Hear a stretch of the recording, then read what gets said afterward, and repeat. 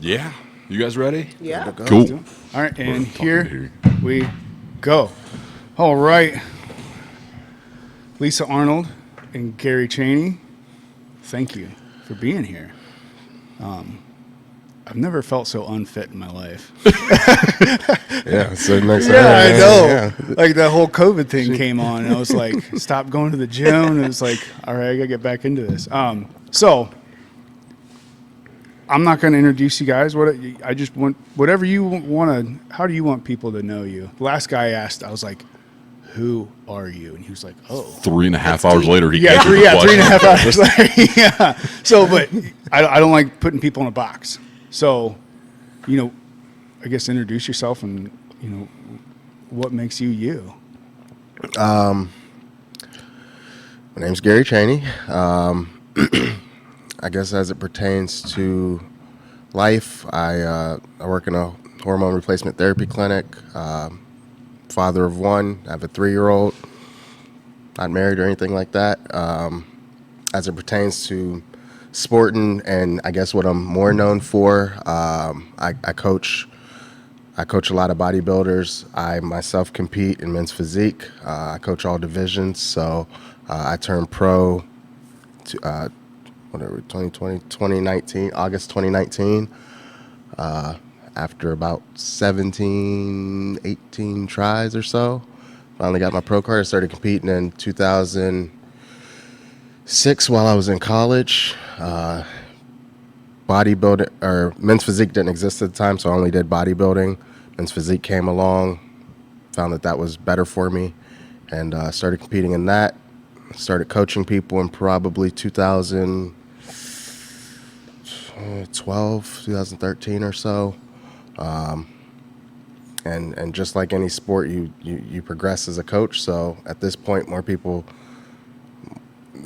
I guess when you're a pro, there's so many of us, it's hard to set yourself apart unless you're one of the top ones.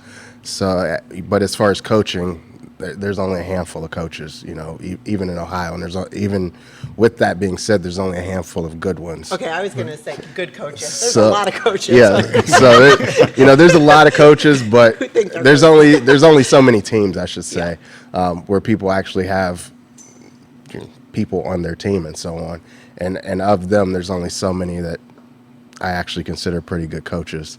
So that's pretty much, I guess, in a nutshell, my story as far as, obviously I can go way into detail about it, but that's pretty much a nutshell of what I do day to day.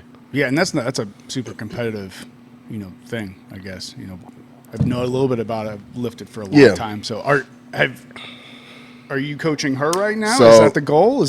Last year was her first year competing. I've known Lisa, so we both live in Aurora. I've known Lisa since I moved to Aurora in 2008, 2009. So I've known her over 10 years now.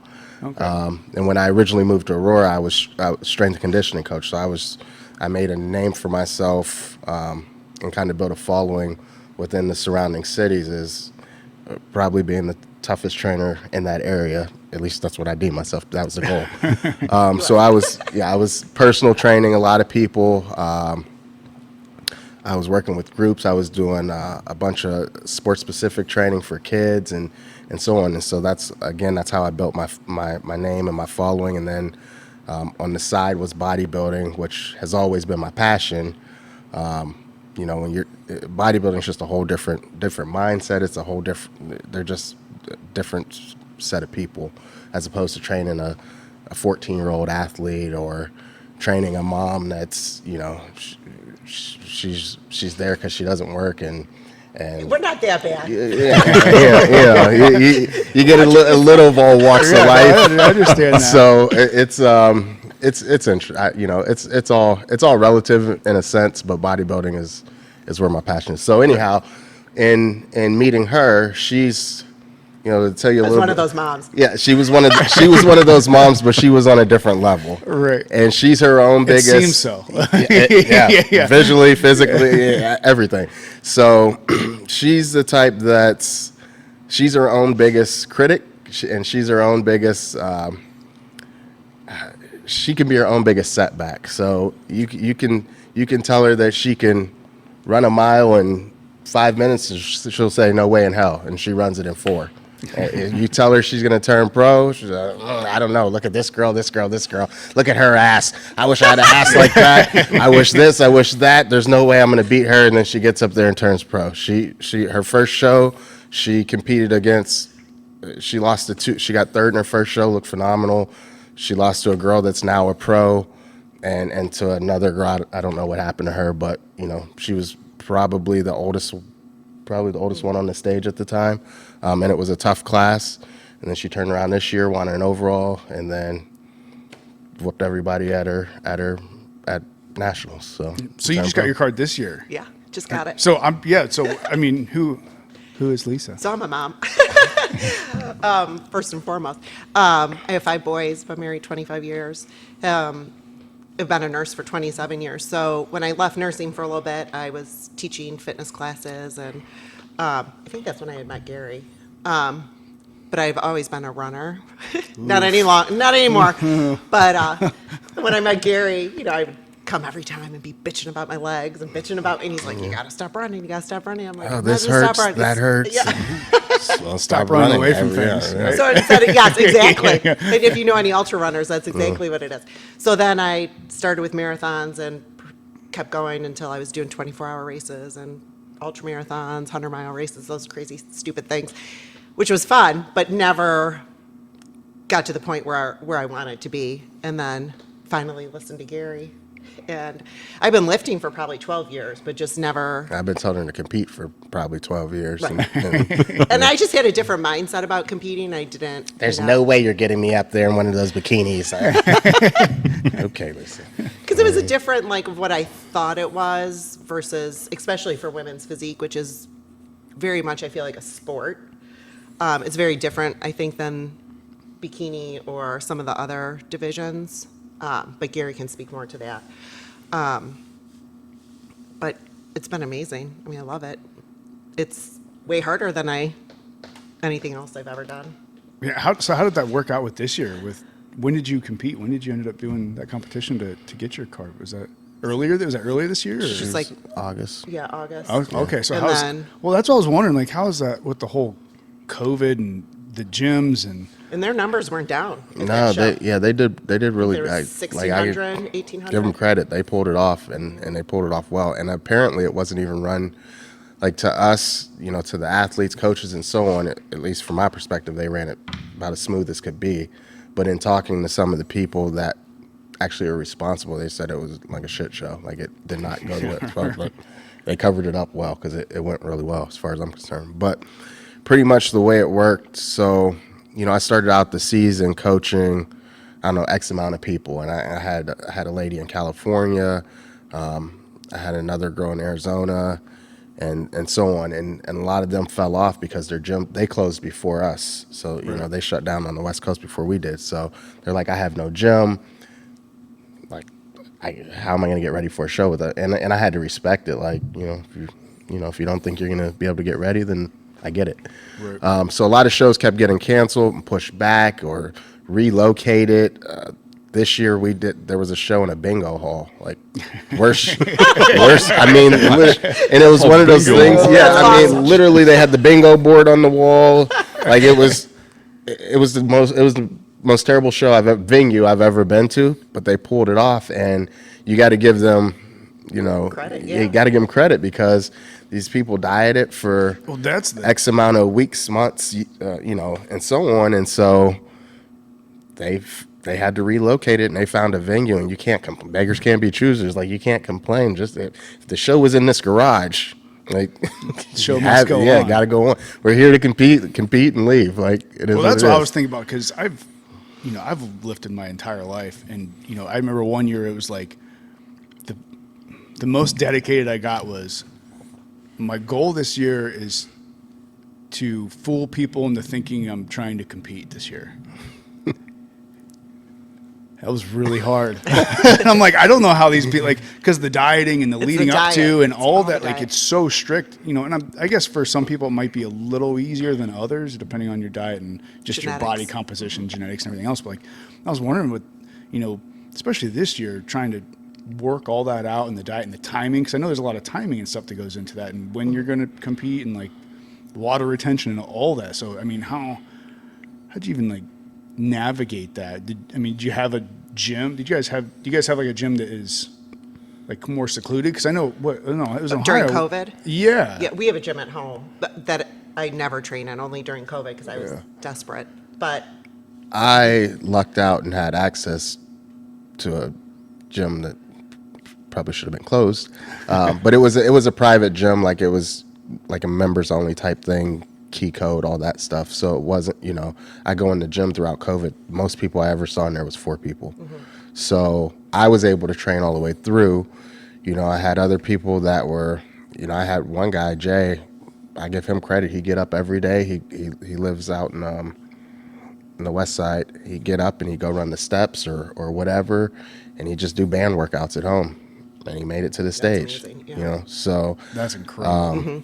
It can be done. It can be done. Granted, you're not necessarily bringing your best. You can bring your best conditioning. You can do cardio anywhere. You might not be bringing your best size, but this was his first year. His goal was to get on the stage. He didn't complain once. Same with her. She's like, hey, I'll train in my basement.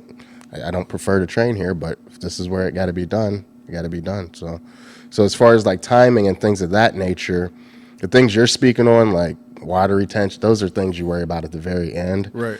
The bigger thing was knowing what the final date was. So, hey, we got 12 weeks to get ready. They just moved the show back a month. 12 turns to 16.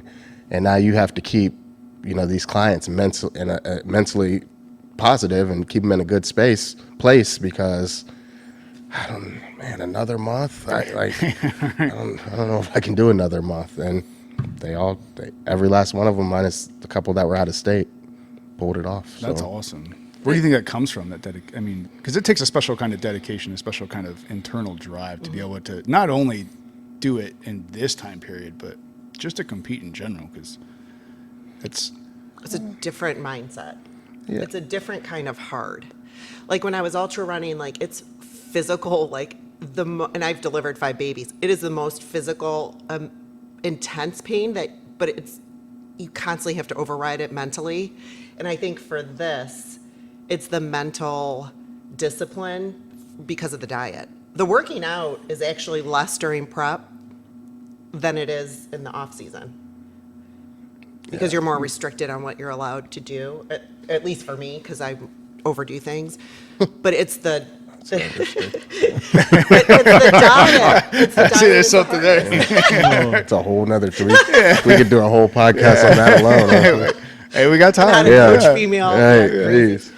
But I think I also think, and maybe because I'm older, so I have a different outlook on it, but I know some girls from the gym who their shows got canceled, and when I mean they were hysterical, lost their mind. Yeah. Like, and I think Gary and I have talked about it, I'm like, win or lose, or if the show's canceled at the last minute, like you haven't lost anything.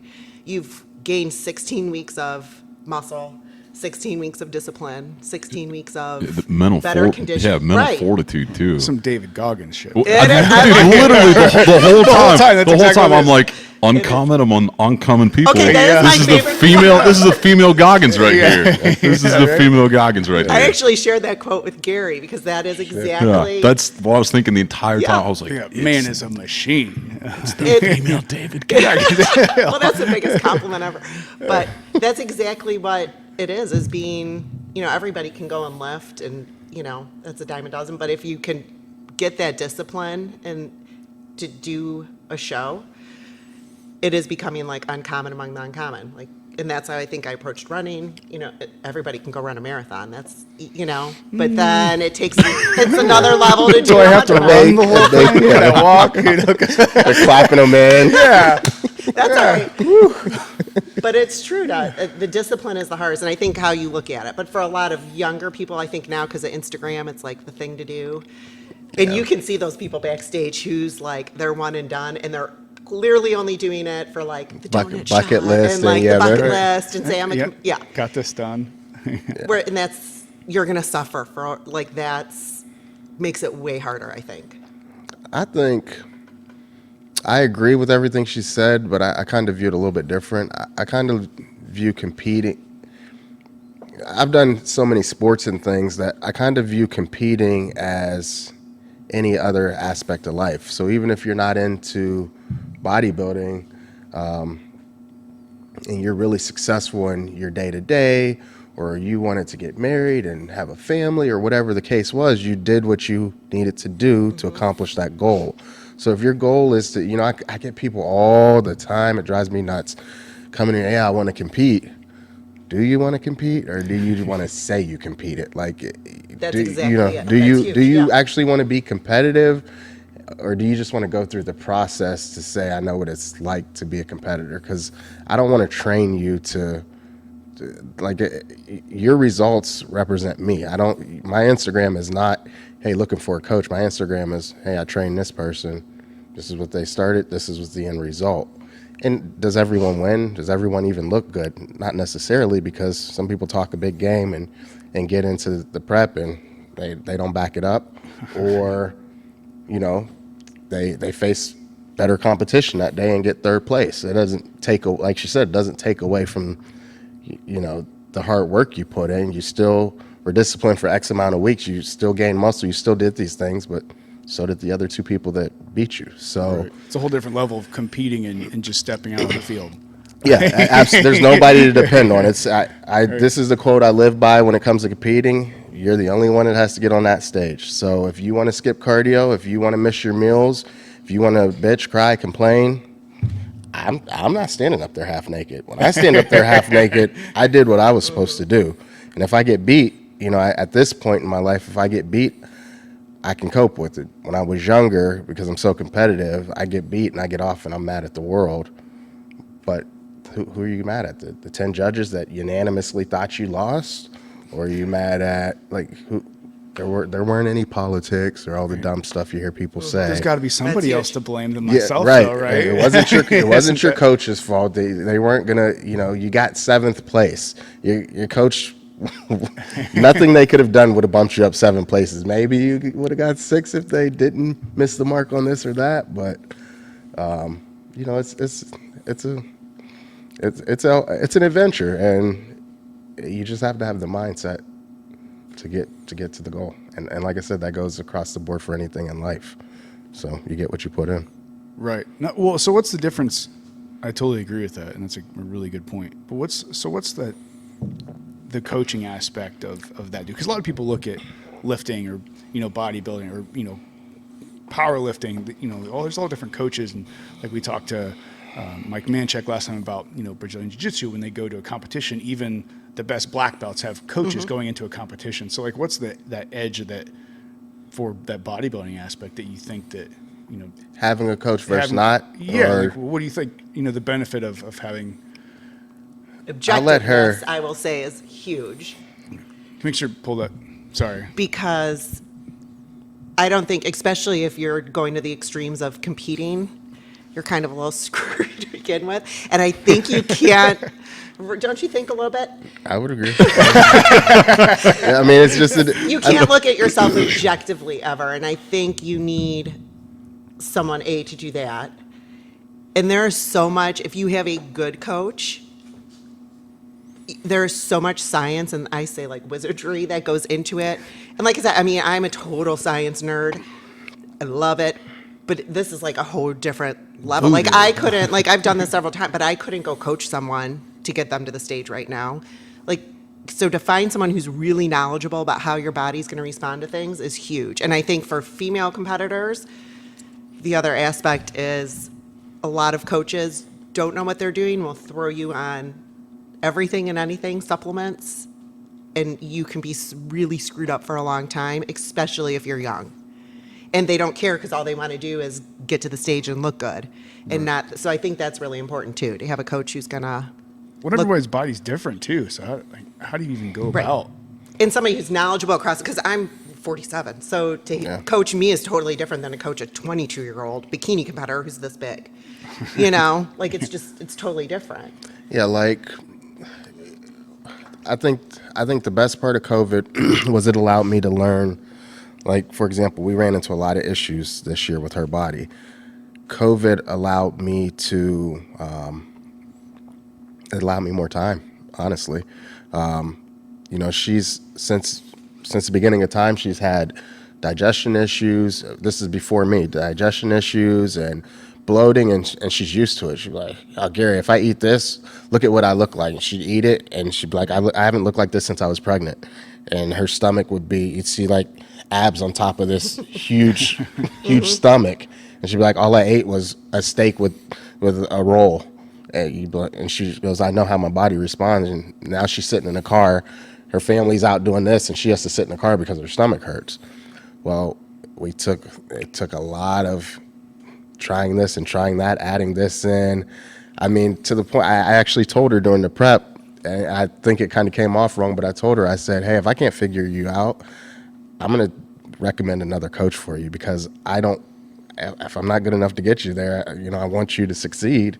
And if I'm not the guy that's going to get you there, don't keep spending money. Don't keep, you know, wasting your time with me. There's people out there smarter than me. So I'll send you to a coach that I might think might be able to knock this out. Right. Well, I think it's a special characteristic too to be able to say that. Yeah, I mean, you gotta swallow your pride, because at the end of the day, you know, I might lose her as a client because I didn't achieve the look. And now not only do I look bad because I lost her, and then she goes to another coach and she turns pro the next show, and you're like, yeah, that should have been mine. You did all the hard work. Yeah, right. So it's one of those things where you just have to. You just progress over the years, and you have to, you know, if this was 5 years ago, those words never would have came out of my mouth. No way in hell. Like, you know, I'll figure this out. And I was determined to figure out, you know, all the different, and, you know, we had to remove different things, and she had the most basic, once we figured it out, it was, let's just stick to the foods that work. Let's cream of rice. Like, it's simple, it digests well, you know, and outside of that, the hardest part with her was just keeping her mental. She's the biggest, what's the word I'm looking for? That doesn't look good. Yeah, she's the biggest. She, like I said at the beginning, she's her own biggest critic. So she gets in her head more than anybody I've ever worked with. So you just constantly have to keep her focus. We'll her focus on the end goal, and just because you look bad today doesn't mean you're going to look bad tomorrow. It's how our bodies respond, especially as a female when your hormones are doing this. So I think it's key for someone too to find a coach who's not just, there's a lot of coaches that you can just get, like especially on Instagram, give them money and they give you a set out plan. So like you were saying, like somebody who can't, maybe cream of rice is going to blow them up, but they don't care, because like that's what you paid for. You paid their $200, whatever it is, for that plan. They're not going to veer off of that.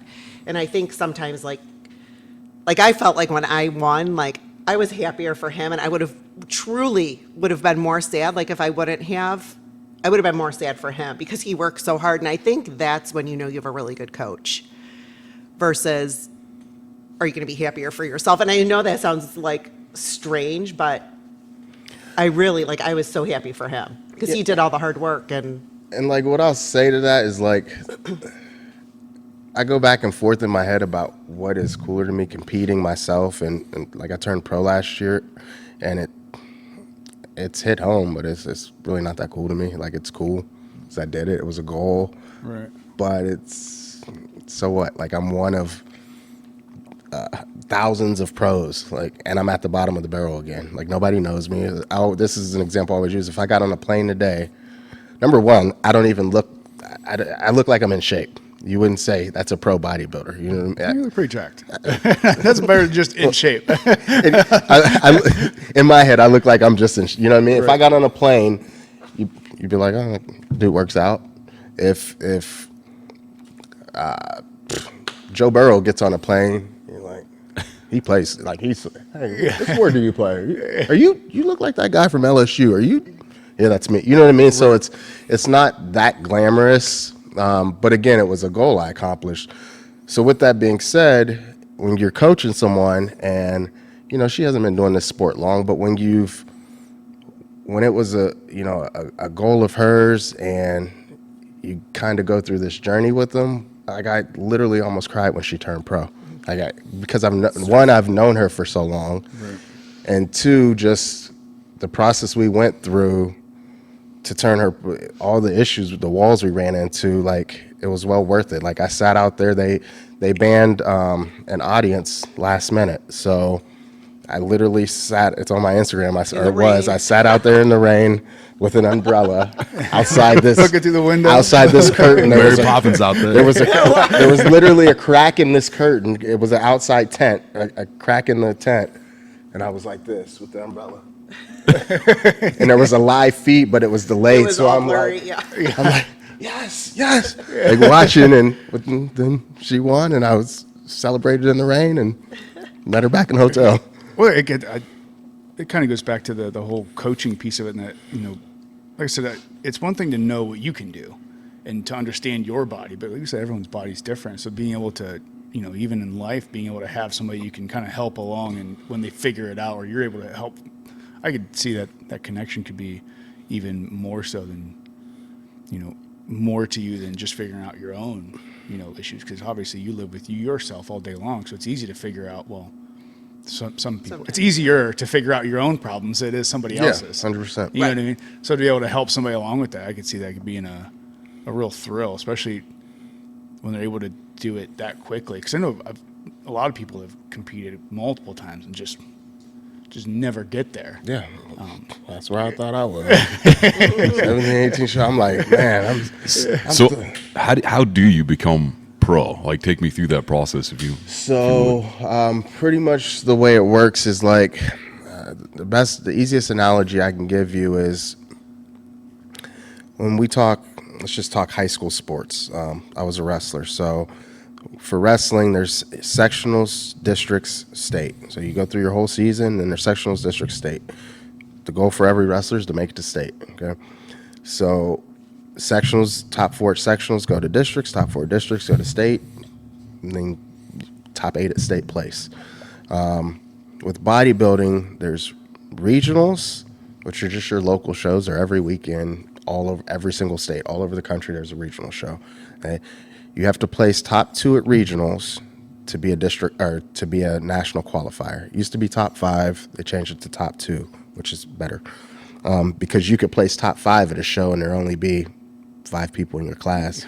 And now you're nationally qualified. People love posting that. Nationally qualified. Well, tell the whole story. Nationally qualified for what? Without mastering. There was 5 people in your class. You were nationally qualified by default. Yeah, I've seen some of those pictures where they're like, you competed in a bodybuilding? Because I did some creeping on your Instagram. When you won, I mean, you looked like a bodybuilder. So you say you looked like a bodybuilder. So, yeah. It's different when I come out the clothes. But I'm saying, like, to look at me, like, walking, you're like, he's pro? Yeah. Okay. But sorry. But what were we even saying? I just lost my whole train of thought. Pro, you're talking about nationals. So you have to place top 2. Top 2 qualify for nationals. Then when you get to nationals, depending on the division you're in, or I guess even the age category, it's usually either top 1 or top 2 or top 3 in the overall. So long story short, you have to be one of the top people at nationals to qualify for pro, to turn pro. Now, how many events do they have like that during a year for the national level shows? Yeah. I think there's only like 6. So, and they're pretty much, there's a couple like exceptions to the rule, like the Arnold. You can petition to turn pro if you win the overall there. But to actually turn pro, they have, it pretty much starts in April and runs all the way through November. But in that span, there's about six shows. So from April to November, that's 7 months.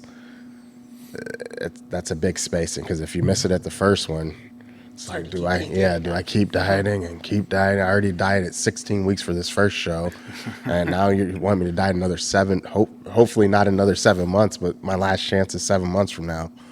So yeah, that's pretty much the process.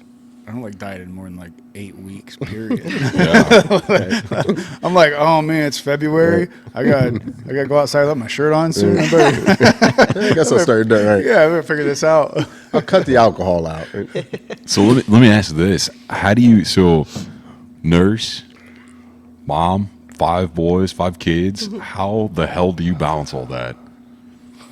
And get prepping for a like that's Yeah, that's what I'm saying. Prep And- was the and get hardest, your really, book because hard. cooking at home for them, Yeah. and then eating tuna fish, like that's was the most difficult. But it really, if you prep all your food and you have it all at once, that's Yeah. fine. With working, it's a little bit harder because you have to. If you work 12 hours, I was at the gym at 3:30 in the morning, and then it's a 12-hour day. But you do what you have to do. She said, Jocko, But- 3 o'clock, take notes. Yeah, the Yeah. 4:31. Yeah, I actually would think of him sometimes like, oh, Jock is already up. But I think it's just, I need a goal. So I think when you have that deadline, you just have to get it done. It's a lot easier to sleep in when you're like, oh, I guess I could do it tomorrow, or, you don't have to get up on a stage in a bikini, or, But I think it's just what you have the time if you want to do it. You just have to make the time. Yeah. So where did that drive come from? I was literally thinking, For- like, to be in For, that. for, well, Where's that switch? Where's that yeah, I switch was get thinking turned on mentally? uncommon among uncommon. Like, you don't meet very many people that have that mindset. They want to be the absolute best of the best. Like, and maybe you don't have an answer to that, but I mean, where does that come from? Was there, an instance in life where, something happened? Was it a parent? Was it someone you looked up to? Where did that even come from? I mean, again, this goes back to what I was saying earlier. Like, we're all parents here, and you want to be the best parent you can be. So it doesn't necessarily, like, yes, that kid is your drive and motivation, but your goal in your head is to be the best you can be. You're constantly competing with yourself to be a better version of yourself the very next day. Mm-hmm. Like, I constantly get messages like, you're such a good dad, because I post me and my daughter on a nature walk or whatever. I'm like, I split time with my daughter, so the days I have her, I want to make them memorable for her, even if it's something I don't want to do. I don't want to go outside and push you on the swings right now. I don't want to go do this, but if it means she's having a good time and she'll remember it. Just the other day, when she was 2, we went not sledding, down inner tubes at Brandywine, and I didn't think she'd remember that. And just the other day, now she's 3.5. She said, "Daddy, me want to go down hills again." And I said, and we had just finished hiking, and I said, "You want to go back out there?" And she goes, "No, not those ones." And I said, "What hills are you talking about?" She said, "When me wear my scarf." Oh. And I said, when we were on the snow? And she said, "Yeah." I pulled up pics. She said, "Yeah, I want to do that again." And so, now it's a new year. Like, we're gonna up it. We're gonna go down a faster hill. We're gonna do, we're gonna do something a little bit different. But that's the same, that's the same drive I personally carry in sport. I'm so competitive, and I want to be the best. And I don't care what we're playing. I could be dominoes right now. If I lose, I'm. Sound like I'm the Michael total Jordan. opposite. Yeah, like Michael Jordan over here. that's how I think. Like, that's just how I operate. And like my biggest regrets as far as sports and things was everything I've ever done. I've always been right there on the cusp of being one of the, I won't say elite, but one of the best, I guess. And I was pretty sure this is what bodybuilding was going to be. I was like, I finished 8th at nationals. I finished 7th at nationals. Top 2 turned pro. Like, I'm right there. And I have a coach myself, and I told him, what are your goals? He goes, "What are your goals?" I said, "I'm sure everybody tells you to turn pro." I said, "That's not my goal." I said, "If it happens, it happens." I said, "I just want to bring the best version of myself." I said, "Of course you want to turn pro, but I'm not going to obsess with turning pro. The pieces of the puzzle will fall, as they do." I said, "But I want to show up and be confident that this is the best version of myself and get on that stage." And when I showed up, and I tell Lisa this, when you line up and you look at all your competition, you'll know right then and there if you're one of the top ones. And I've never been so confident in a lineup outside of some regional shows. When I got to nationals, I was like, there's nobody in this class touching me. Like, not one person except for that kid. and that was the kid that beat me. Top 2 turned pro, and he got first. I got second. So me personally, like I said, I've always just been on the cusp of being the best. So even when I'm training, I think about, man, you got second at that show. That dude trained harder than you. That's why you got second. Like that's how I beat myself. That dude trained harder than you. You missed a meal because you fell asleep. I'm human. I'm a coach too. I'm gonna ride them if they miss a meal or something, because that's what I expect them to follow things to the T. But I'm human. I miss meals. All those things happen to me too. So those are things I'll tell myself. You missed that meal. That's why he beat you. He didn't miss any meals. That's just how my brain operates. So that's how I keep myself. Hold on. So was 5-year-old Gary kicking ass? Was he stealing souls? Or like it's funny because I probably didn't hit my athletic stride, and it's so funny. I remember being in middle school, like I'm always competitive, and I'm just trying so hard. I'm the hardest worker in the room, and I'm getting smoked on the track. I'm like, ugh. Then by the time 10th grade came, I started to excel at hurdles, and by the time 11th grade came, I'd be standing in the finals, this 5'8" guy, and everybody down the line in the finals is 6'4", and you're Big like, long legs. Yeah. I'm like, all right, well, I did something right. And the same thing with wrestling. I was just this skinny, long, lanky kid, and I started wrestling in 8th grade, and I just worked my way up. But I was just always. I remember my senior year. I'll never forget. I didn't make it to state that year, and there were 6 guys that made it to states that I had beaten. And I'm sitting there, and you're just watching the results on JJ Huddle and the websites that existed back then, and you're like, I beat him. I beat him too. Oh, yeah, he just got runner-up at state. I beat him twice. I'm sitting at home. And those types of things, like as an adult, still eat me alive. Like, not because it's you're just always right there, just not good enough for whatever reason. So that's my approach to bodybuilding, or anything for that matter, competitive. Self-awareness seems to be a trend of greatness as well. Yeah, absolutely. I think you have to be appreciative too of being healthy enough. One of my boys has severe medical issues, and I think I always look at this as it is a gift. Like, he would do anything to be able to go to the gym and work out. And so, is it hard sometimes to get up at 4:00 in the morning? Well, yeah. Is it hard to eat like that for 12 weeks? But it's also really hard to be 50 or 60 pounds overweight if you are. Like, imagine carrying a 60-pound backpack around. So that's hard, and it's not about what you look like. I'm a huge believer in everybody is beautiful, and what you look like it has nothing to do with how beautiful you are. But that's hard. It's hard to carry an extra 100 pounds, So a lot of people, when they're like, I don't understand it. How do you like to work out so much? And I love to work out. Like, my happy place is at the gym. That's where I'm confident. I love it.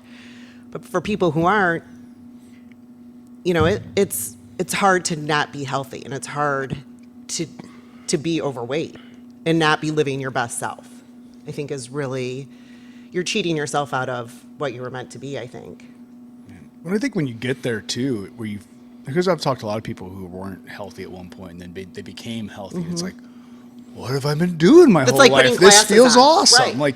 And a couple of things, you're talking about your kid, a couple of things you guys said that remind me of my wife, and maybe that's why I see her through a different lens than some people do. Is, she always talked about doing things in a certain way is not because this is what I want to do or I think this is the right thing to do. It's, all right, when I get older, what's my daughter going to think of me of? What is she going to remember that mommy did or didn't do? And with the health, my wife has type 1 diabetes and celiac. So, she loves going to the gym. She loves doing these things, and she's really beginning to understand the appreciation of those days where she can go and work out. And it's like, oh, maybe that's what it is. Let's enjoy the things that we have and things we can do when you can do them. And then, that's having that self-awareness of, all right, did I really give it my all, or was I just making excuses? And it's like, well, sometimes you gave it your all and you still failed. But other times it's like, well, that was probably an excuse. I probably made an excuse that time, And it's funny you say that because I had a client that he kind of put things in perspective for me, and he, to this day, he doesn't know he did, but he'll know if he ever sees this. He was in the military and ended up getting his, like, his hand looks like this. He got all his fingers blown off. He has a thumb, and pretty much his whole leg is pretty much it's just a bone from the knee down, basically.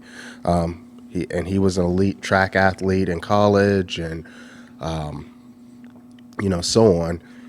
And he died. They brought him back. They told his family, all these different things, and so on and so forth. He wasn't expected to be where he is today. And I turned him pro a couple years ago. Dude's physique is phenomenal, minus this leg and this hand. He gets out, he coaches track, he runs with these kids. Like, if you didn't know that this was there and see a slight limp, you would never know. But where he motivated me was, we've trained together numerous times, and he weighs about the same amount as me, significantly stronger. And we squatted one day, and he out-squatted me, essentially with one leg. I mean, for being real, he out-squatted me. And I'm thinking, yeah, I'm not training hard enough. Like, I'm not training hard enough. And, there's people that complain and so on. And like she was talking about her son, he would love to be in the gym, but, he just can't with his health concerns. And we got this guy over here with one leg and has to wear a strap in order to do a pull-up or any type of row motion for that matter. He doesn't complain. He gets out there. He competes with the best guys in the world. He got 6 at his last pro show. And so those, we find motivation in different areas, whether she competes because she's competing for someone that can't, isn't physically or mentally able to, or if you're competing because, if you're motivated by someone that is 100% able to, and they have a disability and they whoop you, like, you know what I mean? Like, that motivates you in one way or another. So, it's whether or not you're going to keep making excuses. Everybody can come up with excuses, and it's just whether or not you're going to keep making excuses. Yeah. Because I know exactly who you're talking, and he has every excuse to be like, none. He got 3 kids. He's a school teacher. Yeah. Dude, all I can think of is Oh, Jesus. the man in the one-legged ass-kicking contest. Don't fuck with that guy. No. This dude is jacked. Yeah. Well, it's like it always comes back to, you see people that are able to do things that. I remember when I was younger, I remember thinking, if I were to end up being paralyzed or something like that, I'd be like, I couldn't handle that. There's no way I couldn't deal with that, because I played sports and you do all those things, and I liked lifting, and it's like I wouldn't be able to handle that. And then you see somebody that's actually gone through something like that, or isn't able to do something, and you see them just blowing everybody out of the water. Whether they might not be able to do thing A or B, but they're living this life that is just so incredibly happy, and they're spreading sunshine to everybody. And it's like, I think back on that and go like, man, I was a real asshat when I was younger, thinking of those things, and like, just the mental fortitude of some people to be able to push through those things. It's just, it's humbling, to stand beside somebody that has gone through all those things, and hearing people's stories and getting to know them and going, oh man, like, there's a lot there. My life ain't so bad. I got it pretty damn easy. It's just the mental fortitude of some people is really impressive. And I don't know, and I guess that's what makes me curious, is like, where's that switch at in people's minds? Because some people just are born with it. Some people just one day it gets flipped. Right. And I know you didn't get it. Where did that switch for you to push so hard? Where did that come from? I think I've always been intrinsically motivated, but unlike, I don't consider myself competitive. Like this is just an I'm just really activity for her. That Well, no, just 'cause, like, and it will drive like it would drive my husband crazy because I'd run a marathon. Yeah, and would then, your like, husband the say you're last- competitive? Because that's No, he wouldn't. Because and then I'd be like, somebody else is struggling the last mile, and I'll stop and walk with that person or 6, like, because that's not like my life will be absolutely no different tomorrow morning if I ran a 3:30 marathon or a 4-hour marathon. So why be an asshole? Like, be a kind person, and you can help somebody else finish. You know, my life is absolutely no different now that I have my pro card. It was a huge thing that I wanted to get, and it was a huge thing on my list of goals. But like, I think it's how you look at things. Like, you know, I try to tell my kids that with sports, which it's a little different sometimes because if you're born really competitive, it's hard to think like that. But you're like, really, like, how different will your life be tomorrow morning because you didn't make the free throw? Like, it's not your fault. It might have been down to, Jack. You might get beat up in the locker room. But really, like, I mean, there's so many more important things in the world that I think it's just in life versus winning or losing. I don't know. That's a good But perspective. maybe that's why I took He's like, I disagree with you. That's a good I mean, it's a good. No, I mean, I agree. I think that's something that comes with age, though, because again, going back to bodybuilding, this before I turned pro, I was comfortable with the outcome as long as I brought the best version of Right. myself. So, again, 5-10 years ago, no way. Losing was not an option. Like I worked way too hard to lose. So I'm not okay. I'm not okay with losing, but I'm confident that the best version of me is going to win. Yeah, I so agree with that. if that makes sense. So, I'm not gonna if it's the best version of me and I get beat, cool. Hey, on to the next one. Work harder. Right. Well, that's a harder. common thread. Yeah. Tony and I had talked about it multiple times. It's, as long as you're putting forth that effort, there's a lot to learn from failure. You learn a 100%. lot more from failure than you do success. Like, Yeah. is success cool? Yeah. Yeah, and it's really fun. Yeah, it's fun, but at towards the end, like eventually, like success is only going to take you so far. You have to fail at some point to continue to Right. to move forward. I mean, I feel like that's. But like you said, as you get, usually people don't really grasp that until you get a little older. Yeah. And failing's good for you sometimes because it will push you to not want to have That feeling again. Yeah. Because it does suck to lose. Nobody wants to lose, and I was going to say, I think it's good depending on what you do with that failure. Right. And going back to what you guys were saying, kind of what did you learn? it can't be yourself, Yep, like your yep, whole yep. self. Yeah. Turn it into something that's motivational. I'm Right. internally laughing right now at the fact when she was like, I'm not competitive. And I'm like, I'm pretty sure she like just defined being a badass by saying that. As she was like, yeah, I ran 100 miles. Like, I'm not that competitive. Like it's, But you again, know. it's not competitive. no, I guess like I know, don't but that's know. what I'm saying. It's so inherent to you. Like you're so gifted to do those things that it's nothing. It's not even, you're like, But are you competing with yourself though? That is very true. I think it's more not wanting to be a failure for yourself versus I don't feel like a failure because someone else beat me. If that I beg makes to sense. differ. You are competitive. You think? Yeah, you're competitive. You just don't. You're the type of person that you're very self-aware in the sense that you understand that this sport is not. No one's getting up there with guns and swords. Like you're not fighting for your life on this stage. But to get beat, especially if you don't think you should have been beat by somebody, you're gonna come off the stage pissed. Like you're gonna be like, I just don't think that person or that person should have beat me. Like this is what it is. Like I worked my ass off, and that one got. And at that point, all I can say is, well, that's what that's what the judges Shouldn't miss that saw. meal. Yeah, That's you shouldn't- exactly- right. Should've I slept told you in. to get more sleep. Yeah, Right? I told you. So I think she is competitive. I think one of the things, like she was saying, I think one of her best features when it comes to sport is she still is able to separate the competitive side from the fun side, That's a hard. keep That's things a in hard, perspective. Yeah, that's a Yeah. hard thing. So, to do. Not so let it like I define who said, you are. like she said, she can go run a marathon and she's on pace for her fastest marathon ever. And she looks over and sees someone struggling. She's like, my life doesn't change tomorrow. Yeah. I still had a great time. I was on pace. I know I would have finished with a personal best, but I helped this person across the line. They'll remember that the rest of their lives, and so will I. That's cooler than running a PR that no one cares about. Right. Unless you won the race. Right, just to no one chalk it up on your Yeah, board no the one next day. recorded that number. Like, Right. you know what I mean?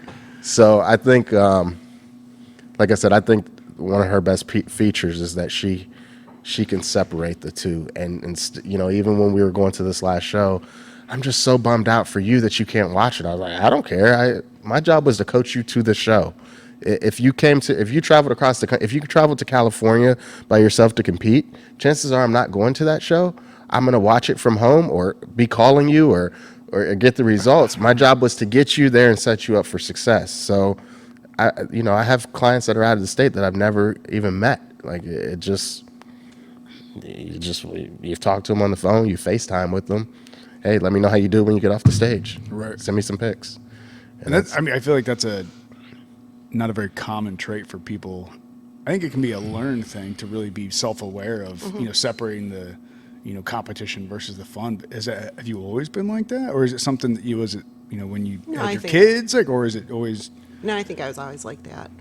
But you know what? It could also be detrimental because maybe you would succeed more if you were super competitive all the time. Do you know what I mean? Yeah. But, so sometimes it can be detrimental. But I guess Probably. I have a feeling I could guess that succeeding isn't that important to you, rather than the human aspect of totally, being compassionate. yeah. You know what I mean? Yeah, absolutely. And that's something I'm learning as I get older too. It's we've said it before. It's none of us are going to get out of this thing alive. At the end, we're all going to be put in the ground or whatever. So, like, if I can do something good with my time, I have things that I need to take care of too. But like I said, is it really going to change my day tomorrow? Right. If I can change somebody else's day tomorrow, Right. well, in that case, That's an easy answer. Yeah. Yeah. And I've run into, again, as we age and as we evolve, we try to be better people. At least that's the goal, I guess. For some people, Right. For some people, some people have other motives, but even as it pertains to coaching, my goal is for success, and for me to coach you, you're going to pay me to coach you.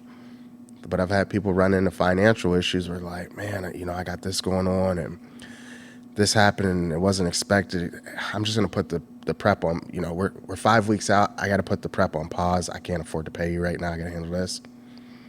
Don't worry about it. We're already this far in. Like, I'll help you out. Let's prep.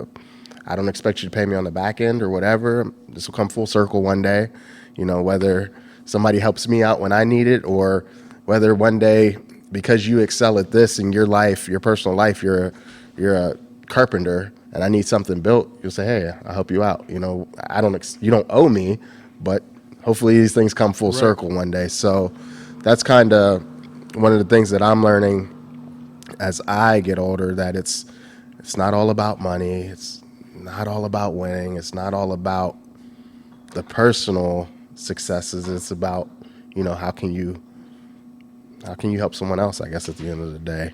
Yeah. I trust me, I still got a lot of things I need to work on. We all do. Somebody might listen to this and be like, yeah, he's full of BS. But, it's generally the mindset I try to have. I think even being able to have that thought is a step in the right direction. Even, we're all, like you said, we all have things we need to work on. Right. And I've told Tony this, I think we even talked about on the podcast the one time that, I didn't grow up with a lot of money or anything like that. And the one time I felt like I'd made it was one of my employees was the payroll messed their paycheck up. And I was able to say, hey, here's the money for your paycheck. We'll get it figured out. And, I didn't do it, and I don't talk about it to say, oh, yeah, I was able to give this guy money. It was because I think I basically emptied my savings account at that point to do that. But it was the fact that I was able to do that for somebody, and they were like, no, you don't have to do that. I said, no, we'll get it figured out. But I know, you're living paycheck to paycheck. I get it. And to me, I walked away from that, and even still, years later, I go, that was one of the coolest things I was ever do for somebody, because they thought, how am I gonna pay my bills? How am I gonna eat? And it's to be able to do that for somebody, it's yeah, that's. I mean, when you think about it as a whole, we're all, unless you're a completely selfish person, we're all externally motivated by someone or something. So you guys were asking what makes you flip the switch and so on and so forth, okay? We're all passionate about something. Bodybuilding happens to be what we're passionate about, but she's also even more passionate about being a mother and so on. And so she's motivated by, like she said, she has a sick son. She's motivated by him having the best life, the best health, the best everything he can possibly have, as well as the rest of her boys. You guys might not be motivated to get on stage, but you're motivated to have be the best tree service or whatever, whatever it is. So like even coming here, he's only a few years older than me. I'm like, dude, this is awesome. Like, I need to get my shit together. Like, you know what I mean? It's kind of one of those things. Like it's just one of those things where, the Corvette. Oh yeah, you've seen that. The cars aren't even lined up out there. Yeah, but you're like. He did something a little bit. He took a different path than I did, and it worked out. I think he's taking a different path than a lot of people. But you see what I'm saying? You see what I'm saying? Like it's one of those things where like we're motivated by things. People motivate us, and they don't even. He has no idea that I'm like, man, like this is super cool. Like I admire it. I'm not jealous of it. I'm not envious of it. This is his life. That's cool. Right. And at the same time, you guys aren't like, oh man, I wish I was a pro bodybuilder. Like whatever, like that's not what you're passionate about. You're not, you can aspire to have those things or look that way, but if you really want to make it happen, you'll attack it and do that. And I wouldn't mind having the Corvette, and I wouldn't mind having, but that's not where my focus is. I mean, granted, we all want to make money, but apparently, that's everybody just has their own focus and own passion, and they'll attack those goals. They'll flip that switch when the time comes. Yeah, and even incremental. I mean, it's funny you mentioned your Instagram and how people talk about, oh, you're such a good dad. I mean, I looked, I'm like, dude, this guy's such a good dad. You know what? Maybe I need to be a better dad. I'm like, I need to be a better dad. Like, I get told that I'm a good dad, this, that, whatever, and I try. But it's like sometimes it's like, you know what? I could probably be better. Yeah, 100%. And I think some people too. A lot of what you guys are saying, it's like you never really arrive. Because if you've arrived, then maybe you are just narcissistic. Right. Because if you think those people that make progress and do those great things, they never really arrive. They keep trying. They keep trying to get better. And it's just interesting. Yeah, it's just. It almost sounds kind of like an iron sharpening an iron, or like a driven people drive other driven people. To be able to, like you were saying, take other aspects that you might not be interested in, like maybe I'm not interested in becoming the best doctor ever, or, making money or anything like that, but going, hey, that person, they wanted to be whatever it was, they wanted to be the best in that arena, and taking that fuel and going, that dude's got some drive, like I want to swing that over to whatever it is I'm focused on and be the best, basically. Or so let me ask you guys a question, because I was thinking about this the other day. And I kind of want a round the table opinion here. What are your guys' thoughts on surrounding yourself with people that are doing better than you, like that make you essentially better? The room analogy. I don't know if you ever heard the analogy. I think it might be Peterson. I got it from Jordan Peterson. He talks about, if you want to be in a room, you don't want to be the smartest person in the room. Because if you're the smartest person in the room, what benefit are you going to get from that room? You don't want to be the dumbest person in the room. That's not a good place to be at either. You know what I mean? But I think the NP over here with his, however, dumb. He uses words all the time. And it's like, Tony, I don't know what that means. You're going to have to give me a second. Does that come with the dictionary? Yeah. Give me a second. You know what it means. Yeah. Oh, I know. But I think and I've just kind of hit me maybe a few years ago. I realized that. I'm like, you know what? Because most people want to be the smartest person. They want to be the fastest or the strongest, or they want to be the best person in the room, but you don't get any better that way. No, right. So I guess my question is, do you guys support that notion? 1,000%. Yeah, I do too. Oh, so when you say people that are better than you, or people that are more successful, or because I think you need to. Let's go more successcul. Okay, I think you need to define success then. Right, because it's so different for yeah, everyone. you look at like Napoleon Hill. You look at obviously there was that longitudinal study that they did at Harvard, and it talked about what people consider success. And they said once you hit, I think it was like $72,000 or $73,000. I didn't mean to say that. The only reason I said that is because I think we spoke about it at one point before, and so I apologize. But no, like how do you define success? I guess, and maybe that's an individual thing, kind of looking out and going, well, I haven't succeeded here, I haven't succeeded there, and so I surround myself with these people that in these areas I haven't, I'm not quite there, so they're going to drive me. So I think that I understand what you're saying. Yeah. I think it's more of an individualized thing as far as what we deem to be success, whether that be financially, whether it be as a family man, whether it be sports, whatever it is. I think I was more along the lines of you. I was like, 1,000% agree with that until I thought more into it. And so I thought about some of the people I surround myself with. I have friends that make more money. I have friends that are better athletes. I have friends that, do different things, but also I have friends that make less money. And I have friends that, are worse athletes and do this and do that. And sometimes even those people that are doing worse than you in certain areas, they make you a better person because let's just say I have a close friend I went to high school with, and he turns into a drug addict and he needs money or whatever the case might be, and I'm really wealthy. Well, I still keep him close to heart. This is theoretical, but I still keep him close to heart because I grew up with this guy and he was a good person to me my whole life, and he fell up on some bad times, and maybe I give him money or I help him get on his feet, but at the same time that's making me a better person at the end of the day. So, and the reason this all came up is I read something on Instagram where somebody was like, I'm removing all people that aren't helping me progress in life. I want to be successful, this, that, and the other. And I'm like, you can't remove people that aren't doing as well as you or people that aren't of the same mindset as you, because one, we're all individuals. Two, if we were all meant to be on the same playing field, this would be an awfully boring world. And three, one of the things that makes us, better humans is being able to help that person that's not as fast as you or doesn't have as much money as you or whatever, is not as smart as you or whatever the case might be. So that's why I kind of changed my thinking on that. And I went off on a tangent with it, but it just kind of came up as we were sitting here talking.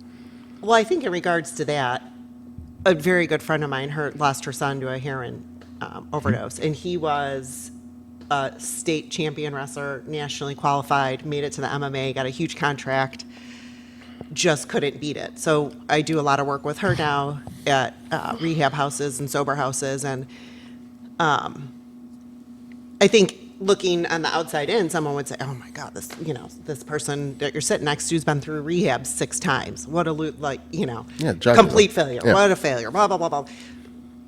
But once that person's through rehab, do you know how strong of a person you have to be to get through rehab and to get sober? Like we were saying, we can't freaking give up chocolate because it's hard, or we can't, so like when you think, and really when you've met somebody who's really bought into the program, like who is going to be more authentic because they've examined every part of themselves to realize why they were screwed up. Well, the rest of us are just walking around screwed up, So I think depending on how you look at that level of what success means, like that person is more successful than somebody who's never gone through that struggle because they've examined themselves, they've beat that.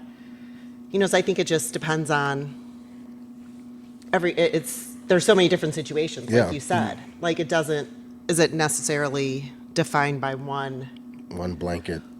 Right. For sure. So let me qualify that room, at least in my mind, that room that I was talking about, being that smart, baddest person in the room. To me, that room isn't, somebody that's smarter than me or makes more money than me or is, faster than me or stronger than me or whatever than me. It's, can these people make me a better person? Right. Which kind of feel like it goes kind of along with what you're saying. That's exactly. there is absolutely a thing to helping people. Just like that story I told, obviously that guy was not financially as well off as me or anything like that, but I was able to help him. And in turn, that made me a better person, being able to do that and moving forward with that. And if there's people that, regardless of who they are, how much money they make, if there's a way that I could be better because of those people, then that is the most valuable thing, I think, right, that I could get. I think it's a pretty good blanket statement to say I don't want to surround myself with people that are going to turn me into a worse person. right. You're gonna pull me down. Yeah. Yeah, I mean, that literally goes back to drug addicts. Like, you go, hey, what are some of your triggers? And they go, the people I hang around. 100%. So, And hanging out with drug addicts isn't going to make you a worse person. No. You could be helping them, Yep. but am I going to go do drugs with a bunch of drug addicts? All right, that's probably a bad different choice. story, right? Yeah, you know what I mean? Yeah. Right.